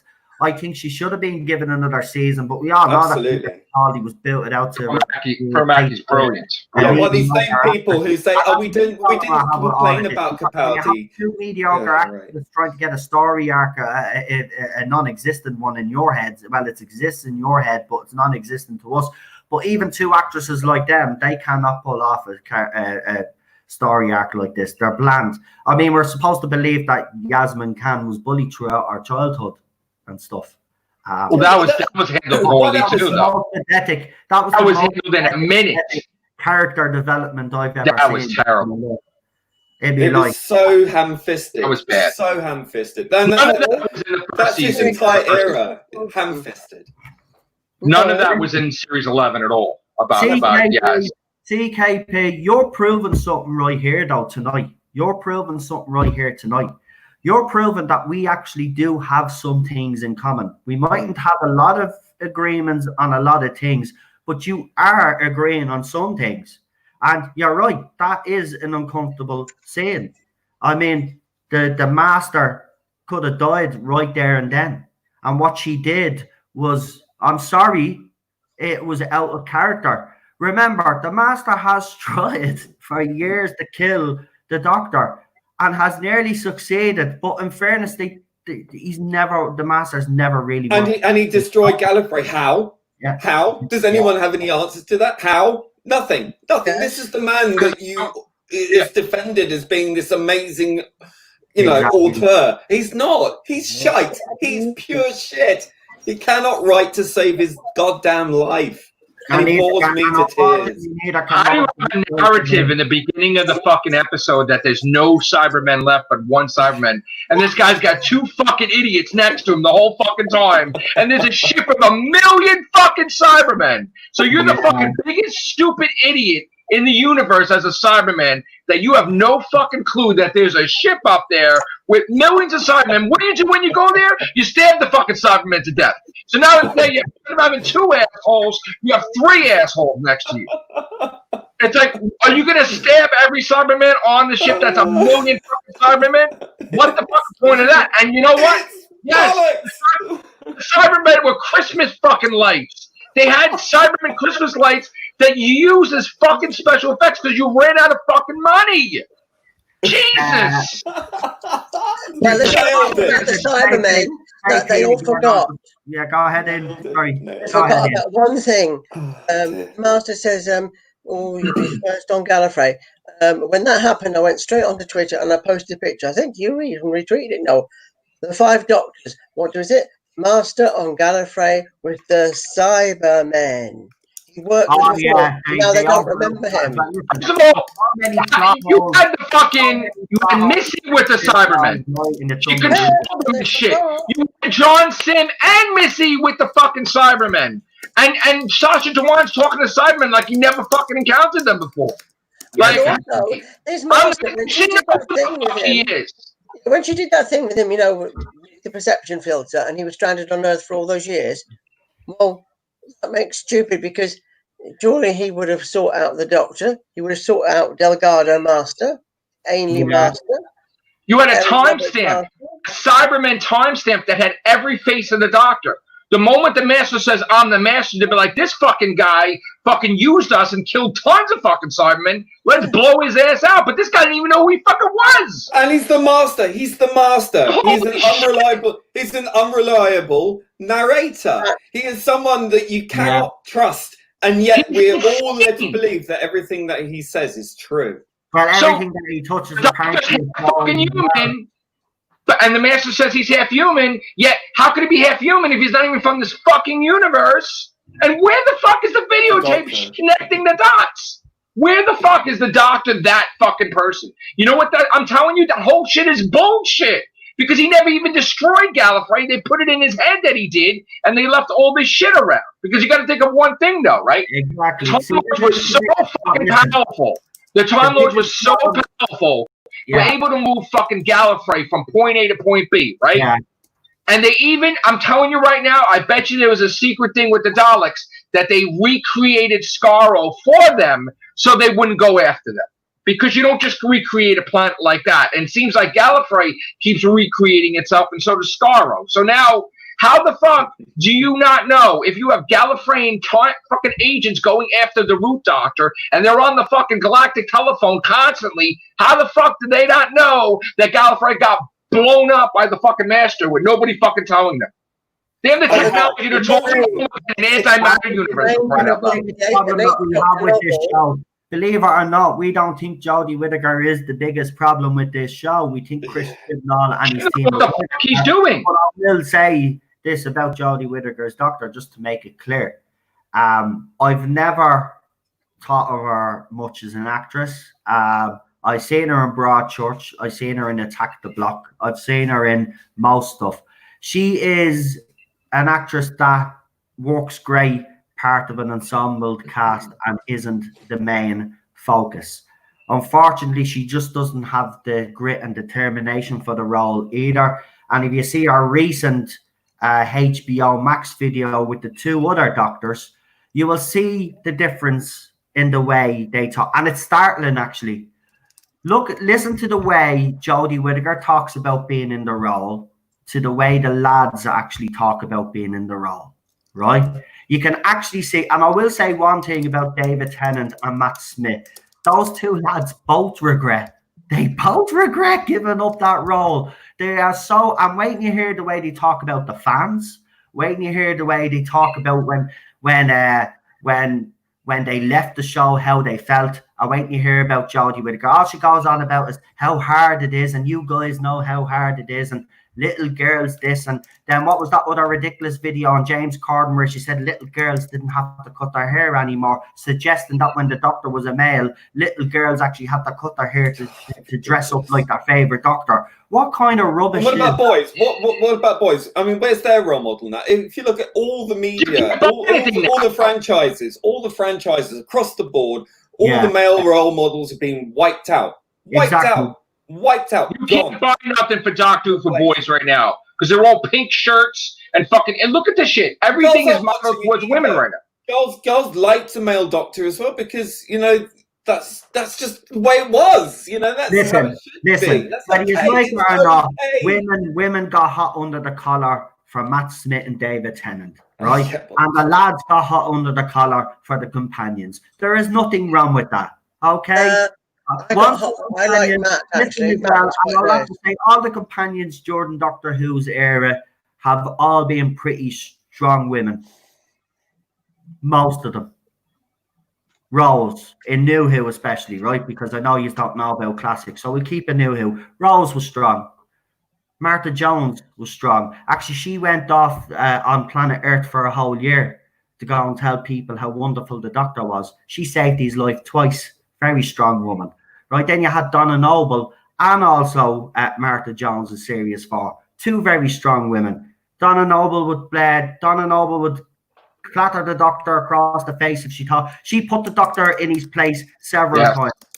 Right? Yes. So, fourth example, the very first episode she starred in, The Runaway Bride, where he was at where he was going too far with the Arachnid Queen and the You can stop now. She stopped him. And then in Series 4, then, what did she go and do? She sacrificed her own life to go back to be able to tell the Doctor that the worlds were, the universes were collapsing, that they were all collapsing, with that Earth was in danger. Rose was back. Yeah, Bad Wolf, right? Rose comes back then. Even Jackie got character development. Mickey, Martha, all of these, even their families got character development. Martha Jones's mother and father, right? Even Donna Noble's grandfather, Wilf, and her mother. So that, you know what I mean? Then we look at Doctor Who. Chibnall, is horrible at characterization. We know about Yasmin Khan's family. We know very little. We've seen Yasmin Khan's family how many times? How much do we know about Ryan's dad? Well, we do know that Ryan's dad ran away because Chibnall can't write a man that's a good father. So he was a bad idiot. Yeah. And Graham was the grandfather, obviously, that was kind of take care of him. And then Graham obviously loses his wife in the very first episode. And then there has been no really mourning from Graham or character development. And then all of a sudden, then he turns into this big, vengeful idiot then in Kerblam. You know what I mean? Why he was popping up all, no. Listen, Chris Chibnall is just a very bad at developing characters. And this is the main reason. I thought the Cybermen were not compatible with the Time Lords to be adapted either. The politics on top of that, the type of politics that he's putting in, and he's sacrificing the story for them instead of actually making it balanced like other writers have done in the past. He's all more about the message rather than the actual story. Yeah, and that's the way it's been. Sure, he even got rid of some aliens that were supposed to appear in Series 12 because the message was more important about climate change than the Sea Devils, right? We all know that the Sea Devils were supposed to appear in Series 12. Then they were actually taken out. Then Captain Jack's cameo was actually added in. So glad they weren't in it. We all know that. He is absolutely rubbish at character development. The reason why he brought Captain Jack back was because he's seen what he'd written so far and seeing that, right, if yous are like yous, which is acting intelligent, we'd have figured that out anyway, that she was going to mess it up anyway. But to let yous know, to give you some context, he brought Captain Jack back in, tell her to beware the lone Cyberman. Don't give him what he wants. And then she gives him what he wants. All right? He only brought him back because he wanted to explain to yous what was going to be happening in the next couple of episodes, because you need to be explained everything as well. I've also noticed in the Chris Chibnall era is that he doesn't let the audience figure things out for themselves anymore. He has to explain it to his audience as if we're tick. We're Doctor Who fans. We've been watching the show since God knows. I've been watching it since the 80s. How long are you watching it, Matey Flood? Since I was 5 years old. 5 years old. I know Ian has been watching it. 5 years old. Ian. I'm 46 now, but I was 5 years old. Since 1973. 73, and I know. Hang on a second. I've sent you a picture of that poll. I sent it to you on Twitter, so maybe you could put it on the screen. Right, no, I gotta go. I just want to say thank you. I'm finishing up now myself anyway, because we have exhausted all of this anyway. Yeah. To the point. Thank you everybody for commenting. By the way, appreciate it. You know, hopefully we can have peace in this universe. Well, look, we've exhausted it to the point of we've made our opinions clear. If people still come onto this stream and want to call me whatever they want to call me, they will find that I've used logic and I've been sensible. You've also seen that these great guys decided that they wanted to come on tonight to support me, and thank you guys. I really do appreciate it, and it does mean a lot to me because you know how much this channel means to me. You know how much my audience means to me, and to be basically slandered in the way that I am on Twitter, because let's be honest, that's what it is, and it's harassment. It's not on. And all I would say to you is, if you leave me alone, I will leave you alone. It's as simple as that. Exactly. You were goaded into this. You were provoked by that person. Not to, and then you expect me to sit back. Listen, I did sit back for weeks, but you kept poking and poking and poking. And there's only so much that someone can take, and then they have to come out and defend themselves. But this is the last time now that I'm actually going to address anything that you say to me on Twitter. Because as I said, I've got a busy weekend ahead of me, hosting watch-alongs with people that actually still love Doctor Who. And I'll have them. And I want to say to Matrix Lord, who's just popped off now, thanks for joining me, mate. I really appreciate the support, and we will see you soon. We'll have you on again soon, mate. I'm sure of it anyway. But yeah, so that's what we'll be doing. On Saturday, we obviously have the Classic Who Watch Along the War Machines with William Hartnell. So all join us for that. And Lee will be on the panel for that one as well with myself, Rabbi, and Bolstrek, as usual, the usual panel. And then on Sunday, we have New Who Series 2. We're on Series 2. We've done Series 1 now. We're on Series 2, and we're on Tooth and Claw. That's the next episode up. So I've thrown trailers up on YouTube for them if you haven't actually seen them. And come and join us. The times are all there. And the hashtag for the Classic Who Watch Along is hashtag WhoTanLives. So that was Rabbi that came up with that hashtag. He's very good with his hashtags, I have to say. And I want to thank Rabbi for the two trailers as well. A lot of work goes into what we do here on the Tardis Zone, and we do get a lot of help off me pals in the YouTube community as well. So I appreciate it all. I really do. Yeah, that's the thing. My wife has actually said it out straight. I'm just loud and shouty. Exactly. It's people perceive that as me losing the plot. But trust me, you would know if I've lost the plot, because nobody would be around if I lost the plot. But I'm not. I don't lose the plot. I just look. I had to do this stream tonight because they didn't get the message the first time, and they continue to harass me.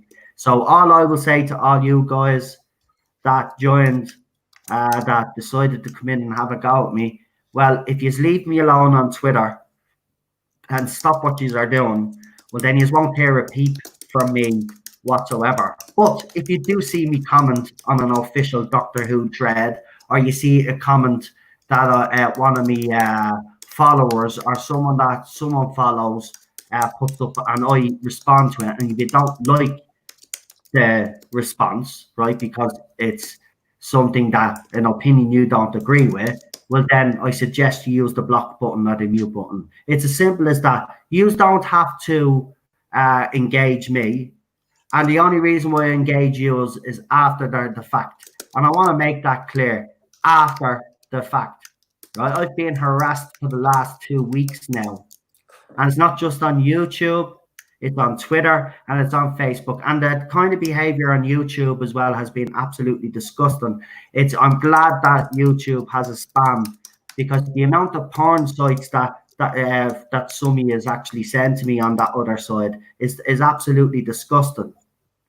It's disgusting. Luckily, YouTube puts them in there and I just delete them automatically.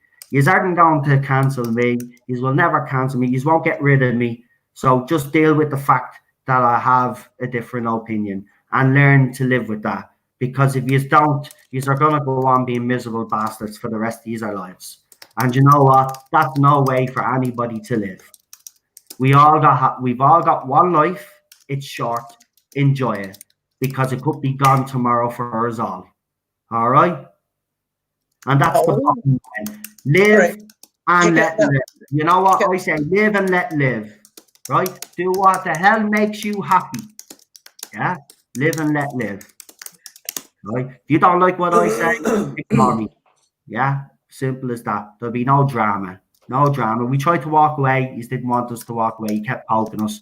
We're back with a vengeance. That's the way it is. We're going nowhere. But if you leave us alone, it'll be fine. It'll be fine. Enjoy our festive special. And I genuinely do actually mean that. You enjoy our festive special and Series 13, and we will enjoy looking back at Doctor Who's past while that stuff is going on, and we'll see how long the show lasts. The magazine is already in a dire state, and 7 million households have walked away. I wish you the best of luck with it. You might have won a little victory, but when the show fails, we know who to blame, and it won't be us. It'll be Chris Chibnall, all his writing team, the doctor that he chose, and all you fans that supported this era, because there's so many things blatantly wrong with it, and you won't come out, and you do disagree with some stuff, but because Chris Chibnall will put characters in that represent you, that's all that matters to you guys. And the story can suffer all at once. All you care is about representation and what the characters do sexually. And I'm sorry, it is what their sexual preference is. It's not about story anymore. So yeah, I think we're finished. I think we're done. But just before we go, I know Ian wants to show. Did you want to show me a figure or something? Or I said, I sent you the poll. Do we really want to see the bloody poll, guys? Do you want to see the poll? Does anybody want to see? Doesn't matter at this stage. Shows you what's. Show them what's selling. What will sell. Well, come here. You deal with the merchandise, so your word should be good enough.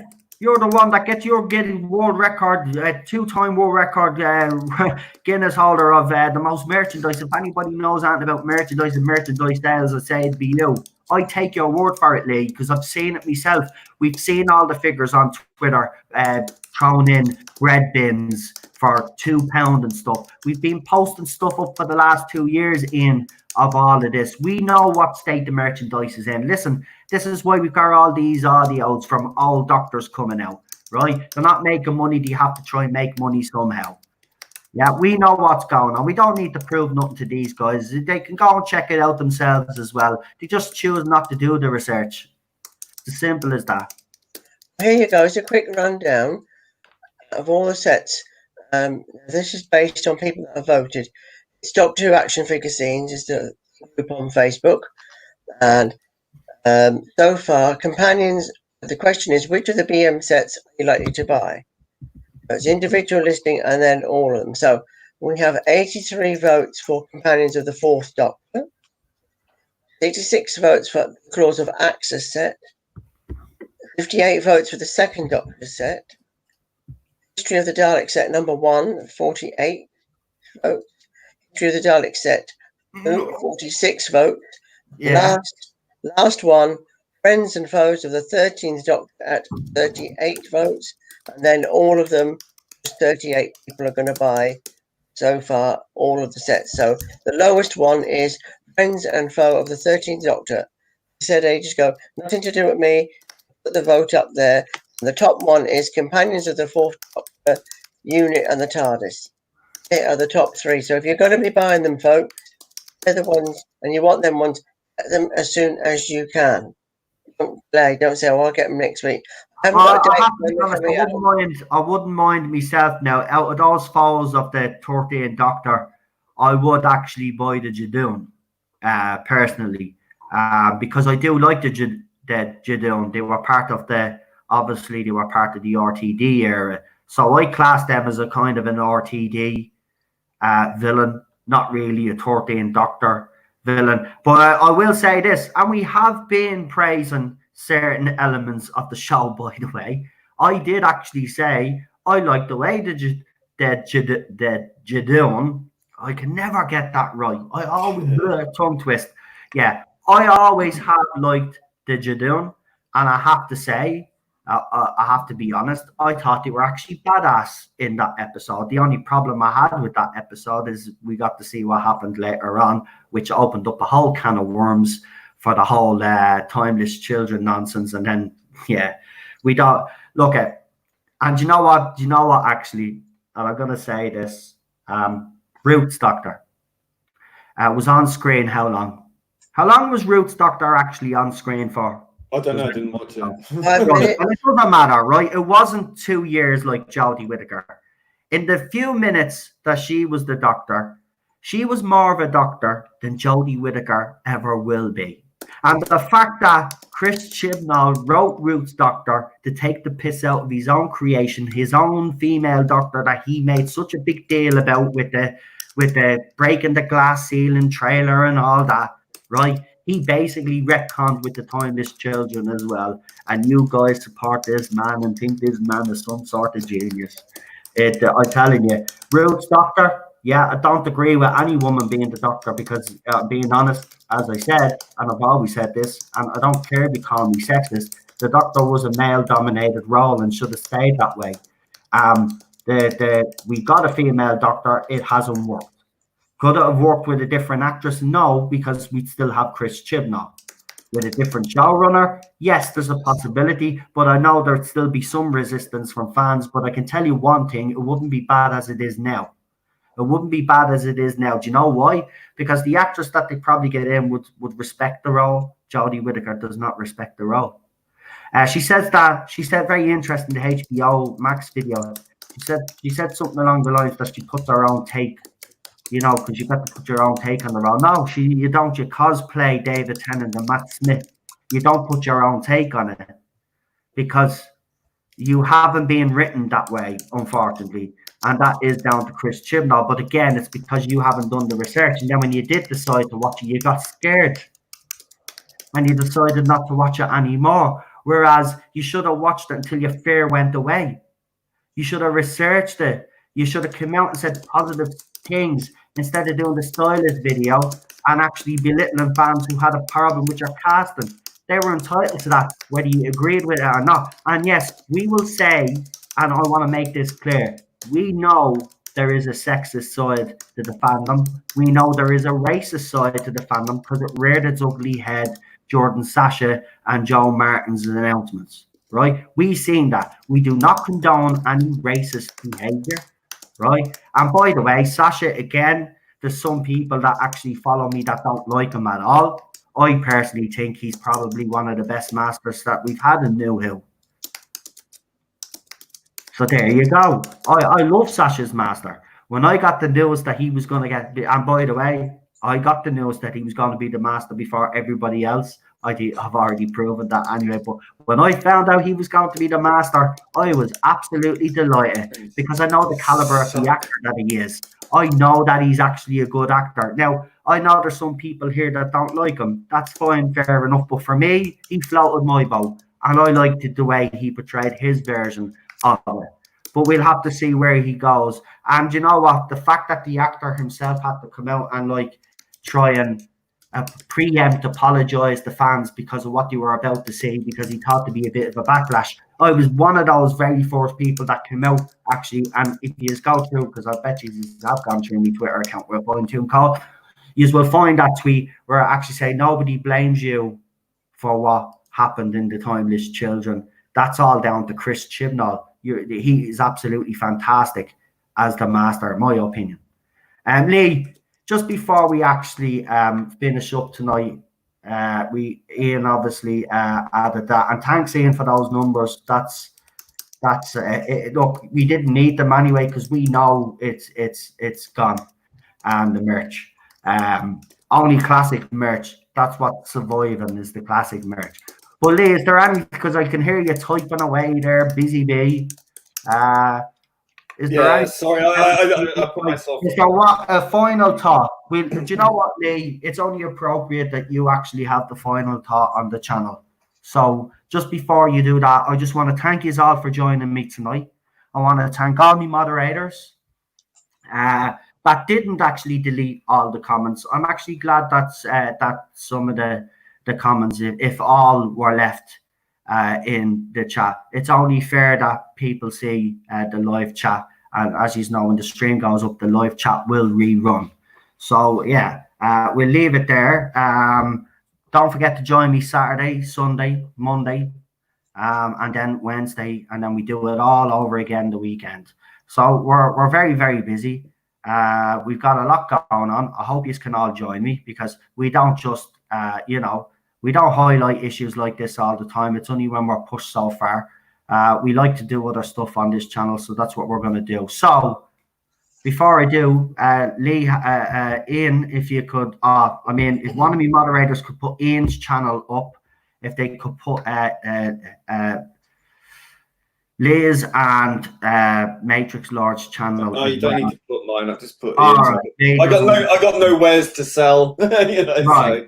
Well, put Ian's channel up and go and check out his reviews of the character options. He also does little pictures that he throws up on Twitter as well when he knows someone is down. Do you know what? One thing about Ian, I have to say, Ian, when I first got chatting to Ian, and I felt his enthusiasm, and when I heard, and he sent me articles and stuff, and I was reading about him, and you could just feel the enthusiasm and love for the show. The first stream that we brought him on was absolute. Everybody was just in awe of his merch, all the stuff that he collected. Oh, I was thinking, I can never remember that time when Cheryl had a few drinks. Remember that one? Yeah, absolutely hilarious. But you had to edit out or delete it because there were so many things. Hilarious. Yeah, that was the stream where because we got a bit of stick for that one because people thought, and I just didn't want to say, but listen, that's what happened there was is people start giving out in the comments, and I was like, right, well, look, they're gonna start reporting this, even though there wasn't anything that you would consider. Well, it was. Well, there was one risque. We just got them very quickly. Well, one comment she made. Well, now we have a new feature now that I can get away with that, because if it does feature anything like that now, when you go to monetize this video, you can actually put that option in now. So it was a bit of fun at the start, and then it got a little bit too far. I have to admit myself, and I did say that. But at the end of the day, it was funny. It was. Everybody was laughing at the time, but there was But there was too many people giving out, and I thought, look, rather than have the drama of the channel getting another strike, I'm just better off just taking it down. And it's the only video that I've taken down willingly. The rest have been taken down by YouTube or Facebook. Oh yeah, Facebook took By the way, I don't know how this is possible, but I'm gonna be having a word with StreamYard. So as you know, I stream through StreamYard, and obviously we've got the basic package, not the basic package, but the other one. We paid for it, right? So it's like nearly $300 or something in US dollars or whatever, right? Listen to this, right? So I'll put me streams up on Facebook, Twitter. You know, use ourselves, get as much coverage as I can. And then last night's stream on Facebook was taken down by Facebook, right? But I streamed through StreamYard. So in reality, they shouldn't have been allowed to take it down. Apparently the stream, and if anybody that was with me last night, apparently the stream was spam. So they're even reporting me videos on StreamYard. They probably infiltrated me groups as well. I don't care anyway. To be fully honest with you, you can do what you want. People will see who the toxic ones are here. I mean, you are really showing your underbelly, and it's horrible. But with that, I'm going to leave the last word with Lee, because Lee's passionate speech tonight is sorry about that. I got really angry because I'm just so fed up with that. Listen, totally understandable, but that's epic. That was just an epic blowout, and it was to the point though. The thing about it is you didn't just scream and shout. You made all valid points. So with that, I will leave you with the last word. So what would you like to say to people out there that still engage in this behavior? What would your advice be to them now? Stop and think. Just stop and think what you're doing. Stop reacting to everything. Everything nowadays is instant reaction. Reaction. It doesn't solve anything. It doesn't help anything. And by thinking you're the good guys constantly, you're not. No one is. Yeah. That's a fact, okay? Human beings are complex creatures, okay? Mm-hmm. We're complex beings. We aren't all alike. We aren't all gangs or groups or posses or whatever, okay? We think as individuals, and that's what I like to encourage, individuality. Someone actually on Twitter once said to a friend of mine on Twitter, the cult of the individual is dead. Think about that a second. The cult of the individual. Sorry, a cult requires more than one person, right? For a start. But what a scary thing. And this is very, very, very indicative of the mentality of that social experiment we like to call Twitter. And that's exactly what it is. You are being manipulated.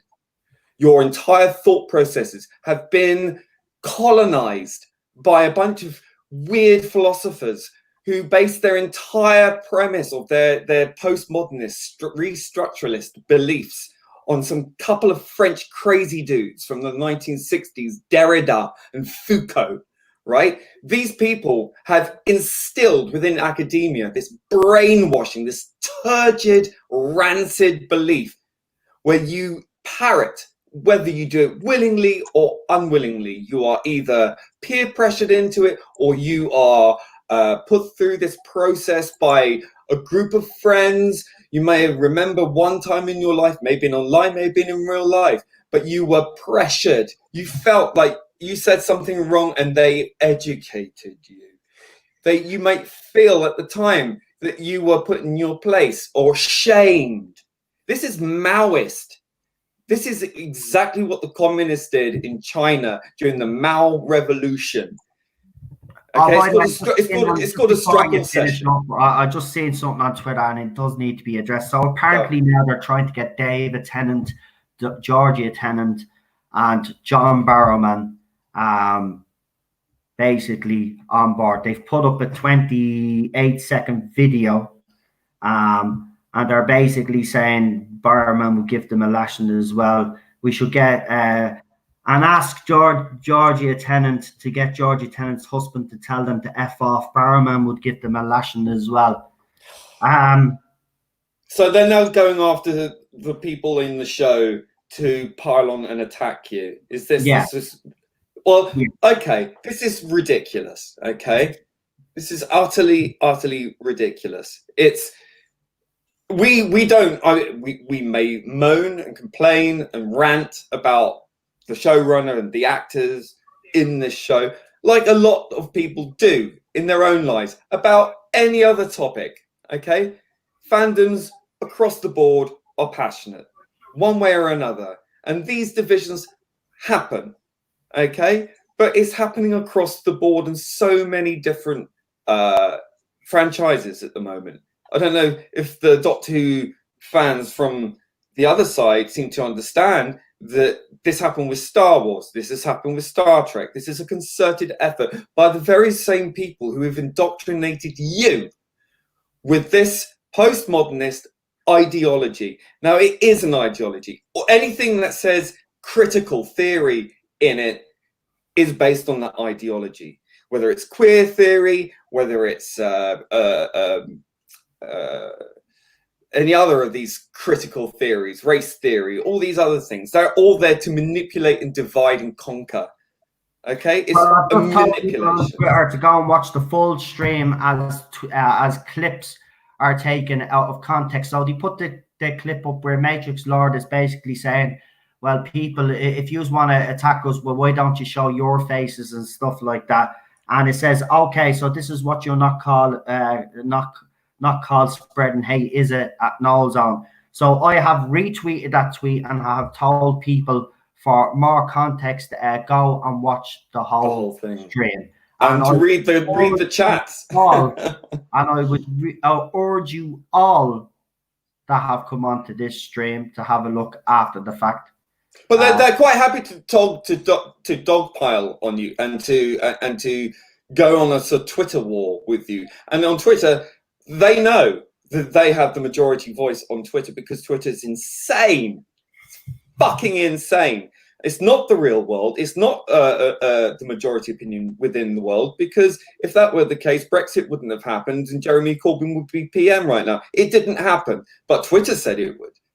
So these people live in a fucking bubble. You all act en masse like a wave.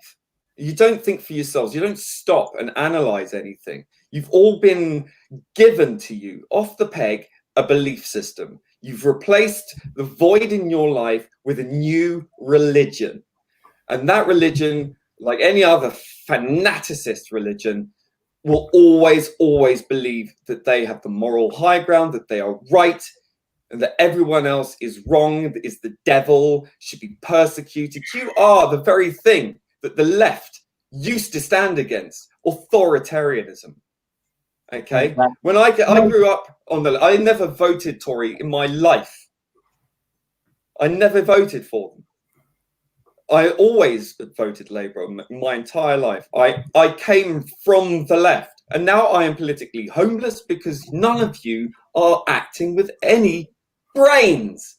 You just react like this crazy mob, and you are a mob, and you use oppression, you use violence, you use words, all these things that you accuse your opponents of. You are doing the exact same thing, but worse, because we are not doing that. Okay, we are not those people. We are not authoritarians. We are trying to be reasonable. We are upset with the way things are because we see it for what it is. It's badly written, badly executed, politically skewed, postmodernist, nonsense philosophy injected crap. We have a terribly miscast actor. It's not her fault necessarily, but she hasn't helped herself by saying the same crazy stuff you find on Twitter. And I'm sorry, Twitter, you are not the voice of the silent majority of people, whether you like it or not. You're not going to change the world. You're not going to force people to accept your views. You're not going to use intimidation and threats and come on here and start piling on all the pressure and use your struggle session Maoist nonsense to try and force people through a square hole. No, that's not going to happen. That is intellectual colonialism. You are the colonialists. You are the supremacists because you think you're right and you think everyone else is scum. That makes you a supremacist. And isn't it funny how most of you are white as well? So if you want to look at a white supremacist, an authoritarian, horrible, vile, venal, nasty group of people, look at yourselves in the mirror. You're full of hate. You're the ones full of hate. You've destroyed and valued the destruction of something so it fits your image. So it looks as nasty and venal and vile and insipid as you are. And I don't want to live in a world where that is the mark of standards within entertainment or in society at large, because it sucks. You're bitter, twisted, full of fucking vile.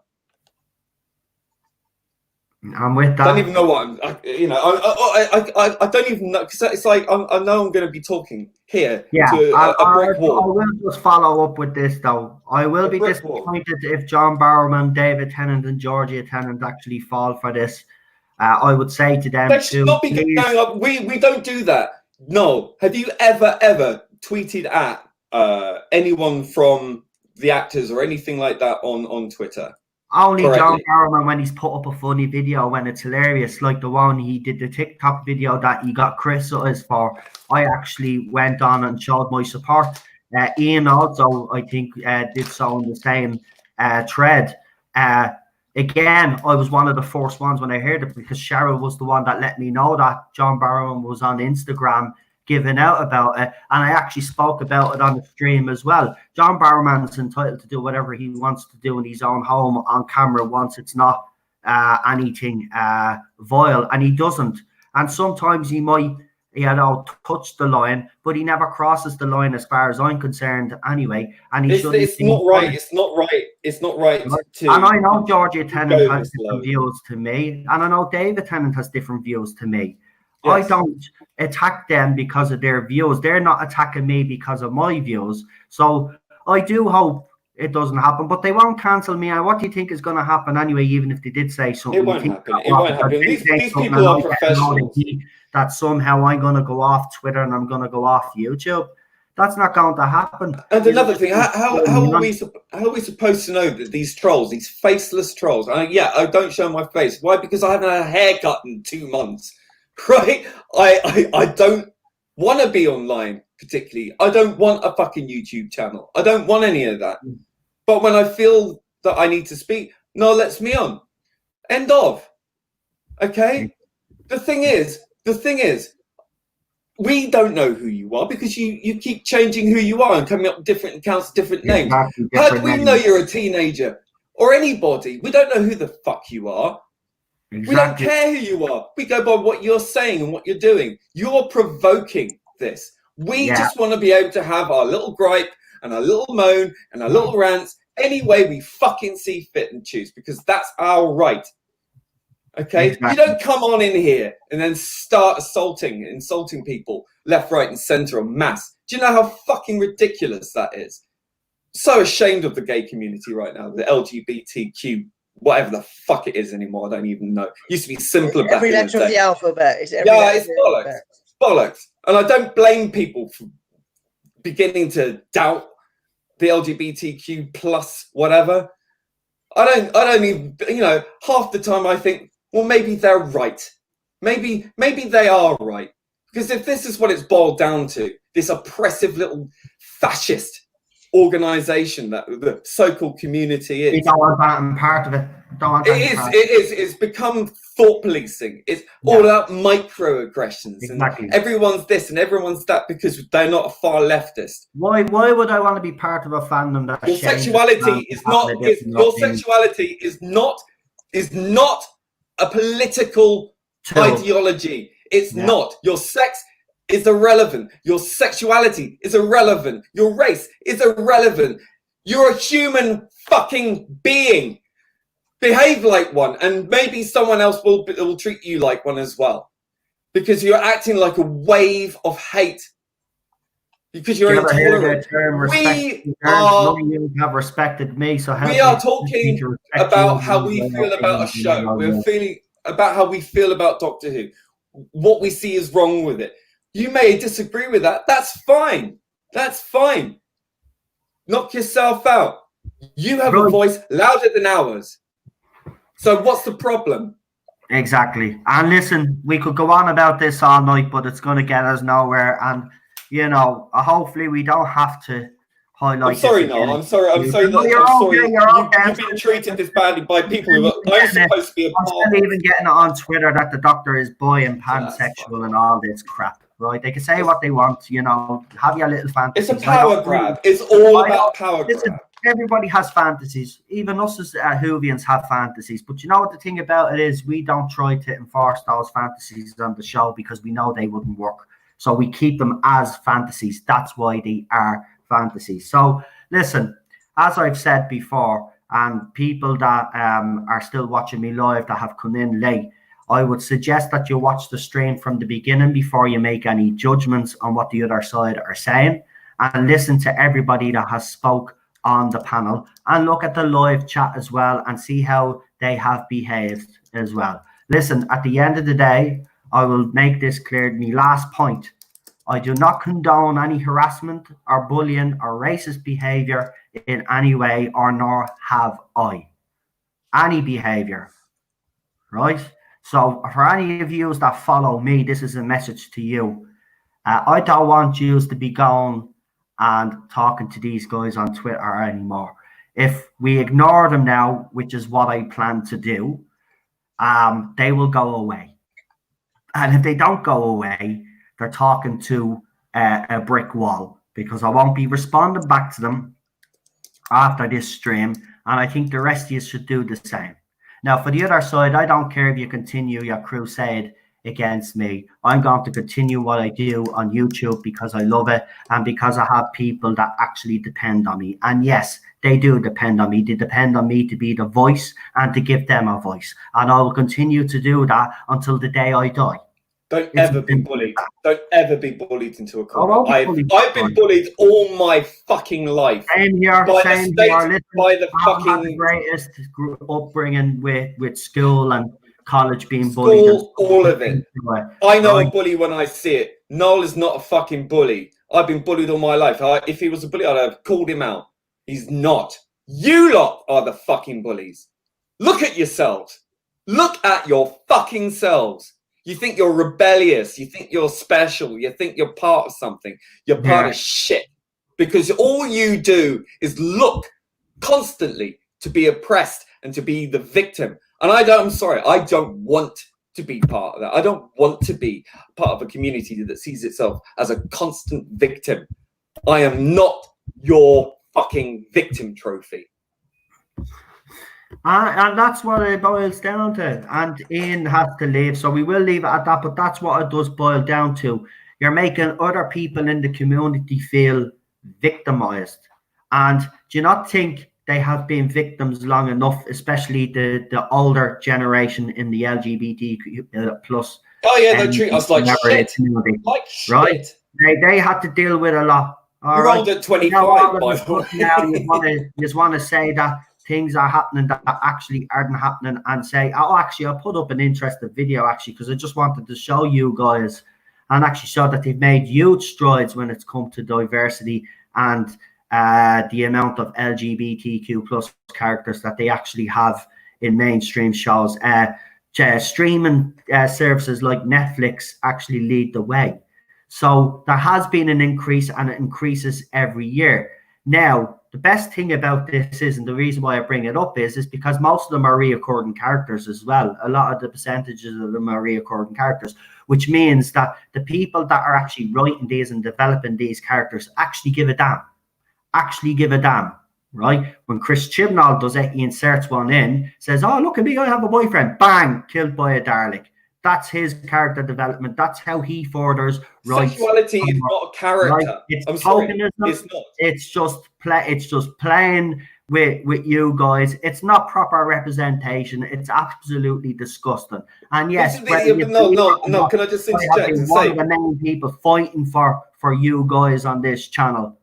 Right? Can I just say? Dean has to leave, so we have to finish. I'm just going to say quickly. Your sexuality, your identity is not your identity, okay? Your sexuality is not your identity. Your sexuality is a part of your fact. It's just a part of your reality. It's not who you are. You are better and bigger than any of those small traits that we live with, okay? Yeah. Your character is what is your character, okay? That is important. If you can't develop that and you pin everything on one aspect of your entire existence, you are missing the point. You are missing the point. You've got to understand that you are bigger and better than that. Your sexuality is a small part of who you are. Exactly. Love is irrelevant to your character. Exactly. It shouldn't define who you are. You've got more qualities as well, but when you start defining everything becomes about that, then you can see where the problem is, because and not only that as well, it sets out a stall. It sets out a stall. If you define yourself by your sexuality, then my opinion to you guys is, well, then go and see someone, because you clearly have low self-esteem issues. If that's the thing that you wear as your badge of honor, it shouldn't be just a badge of honor. It's part of who you are, but it shouldn't define you. You've got more qualities out within you, right? It shouldn't be the defining characteristic of anybody. I don't need a flag. If we all went around like that, Jesus, society would be a bore. We'd be all bored people. We'd all agree. Earth would stagnate, because we wouldn't be full of fresh, because we'd stagnate as a human race. Because nobody's allowed independent thought. You have to think the wrong way. So we'd all be sheeple. And I'm sorry, as long as there's free will, as long as there's independent thought, I will always have. The world is only as rich as the opinions that are expressed. And that's okay. That's okay. You can hate my opinion all you want, but you don't have the right to do what we've been trying to say on this whole stream all along, is you do not have the right to bully and harass me because I have those opinions. I don't bully and harass yous when yous have user opinions. I defend myself after you guys. No, if they light the fuse, and then wonder why the bomb goes off, it's like, well, you lit the fuse. Do you understand? You poke and poke and prod and poke and prod and poke at someone, they're going to respond. Exactly. And because it's a constant attack. And then when you explode in their face, they all pile in and go, "You've been bullied. You've been did it. You said this." And well, you provoked this, right? Because you're not being honest with this. You're being disingenuous, right? And you have to understand. Yeah, you have to. Listen, we could go on about this all night, but I mean, listen, we've said all the things that we've said. You know, if people will watch the stream and make up their own minds anyway. But I just want to say thank you to Ian for popping on. Ian. I know you really have to go. Again, we will do that. Me and Ian do have a stream coming up at some stage. We're going to be talking about favourite TARDIS interiors. Someone did ask them, are we only doing the Doctor's TARDISes? I don't know if Ian responded, but I'm pretty sure he probably would have said we can do all. But if not, I'm assuming that. Have you seen the Theta Sigma channel? He does like these amazing renders of like TARDISes. Yeah, it's absolutely fantastic. Amazing. Yeah. So good. So Ian will be joining me for that at some stage in the next few weeks, next couple of weeks anyway. We'll get him on as soon as, because we've got plenty of other guests to come on as well. Apparently I struggle for guests as well, which is an absolute joke. See, again, the falsehoods and in the end will be seen for what they are, which is falsehoods. I see Matrix Lord now is on Twitter defending the little clip that they put up, because it is him talking, that they targeted him now. It's a wonder they didn't put my clip up. Isn't that funny? Yeah, of course they won't put your clip up. Do you know what you should actually do if you want to? If you can actually edit your clip together and actually send it to me, I will actually. Oh God! Can someone else do that? I've got enough on my plate because I'm not. Oh yeah, because you're still doing that. Yeah, you're still doing. Yeah, right. Actually, neither. You're right. You're right. I don't want to push it too hard. Yeah. Right. But I don't want to go into war with these people. I don't. I really don't. I don't need this in my life. I've got enough shit going on. I don't need it either. I've been through enough shit as it is. But you know, I will defend you and I'll stand by you because you're my mate and because I appreciate you and Ian coming on, because you're not a homophobe. You're not a phobe. Listen, I know I'm not. You know I'm not. Ian knows I'm not. And the people outrageous. So that's all that matters now. I better go because Cheryl wants to get some sleep as well. And it's not fair. I've kept her awake. Go for it. So until tomorrow, guys, and tomorrow. And the rest of the weekend, I will talk to you all very soon. And thanks for joining me, Lee. Good night, my friend. Everybody in the chat, good night. Even to the J-bots that come in, good night. Thank you for disliking the stream. 39 years. Fair play. It's probably the most dislikes I've probably got on the video. Congratulations, it's sad individuals. But we will see you again over the weekend. Good night and stay safe, folks. Bye.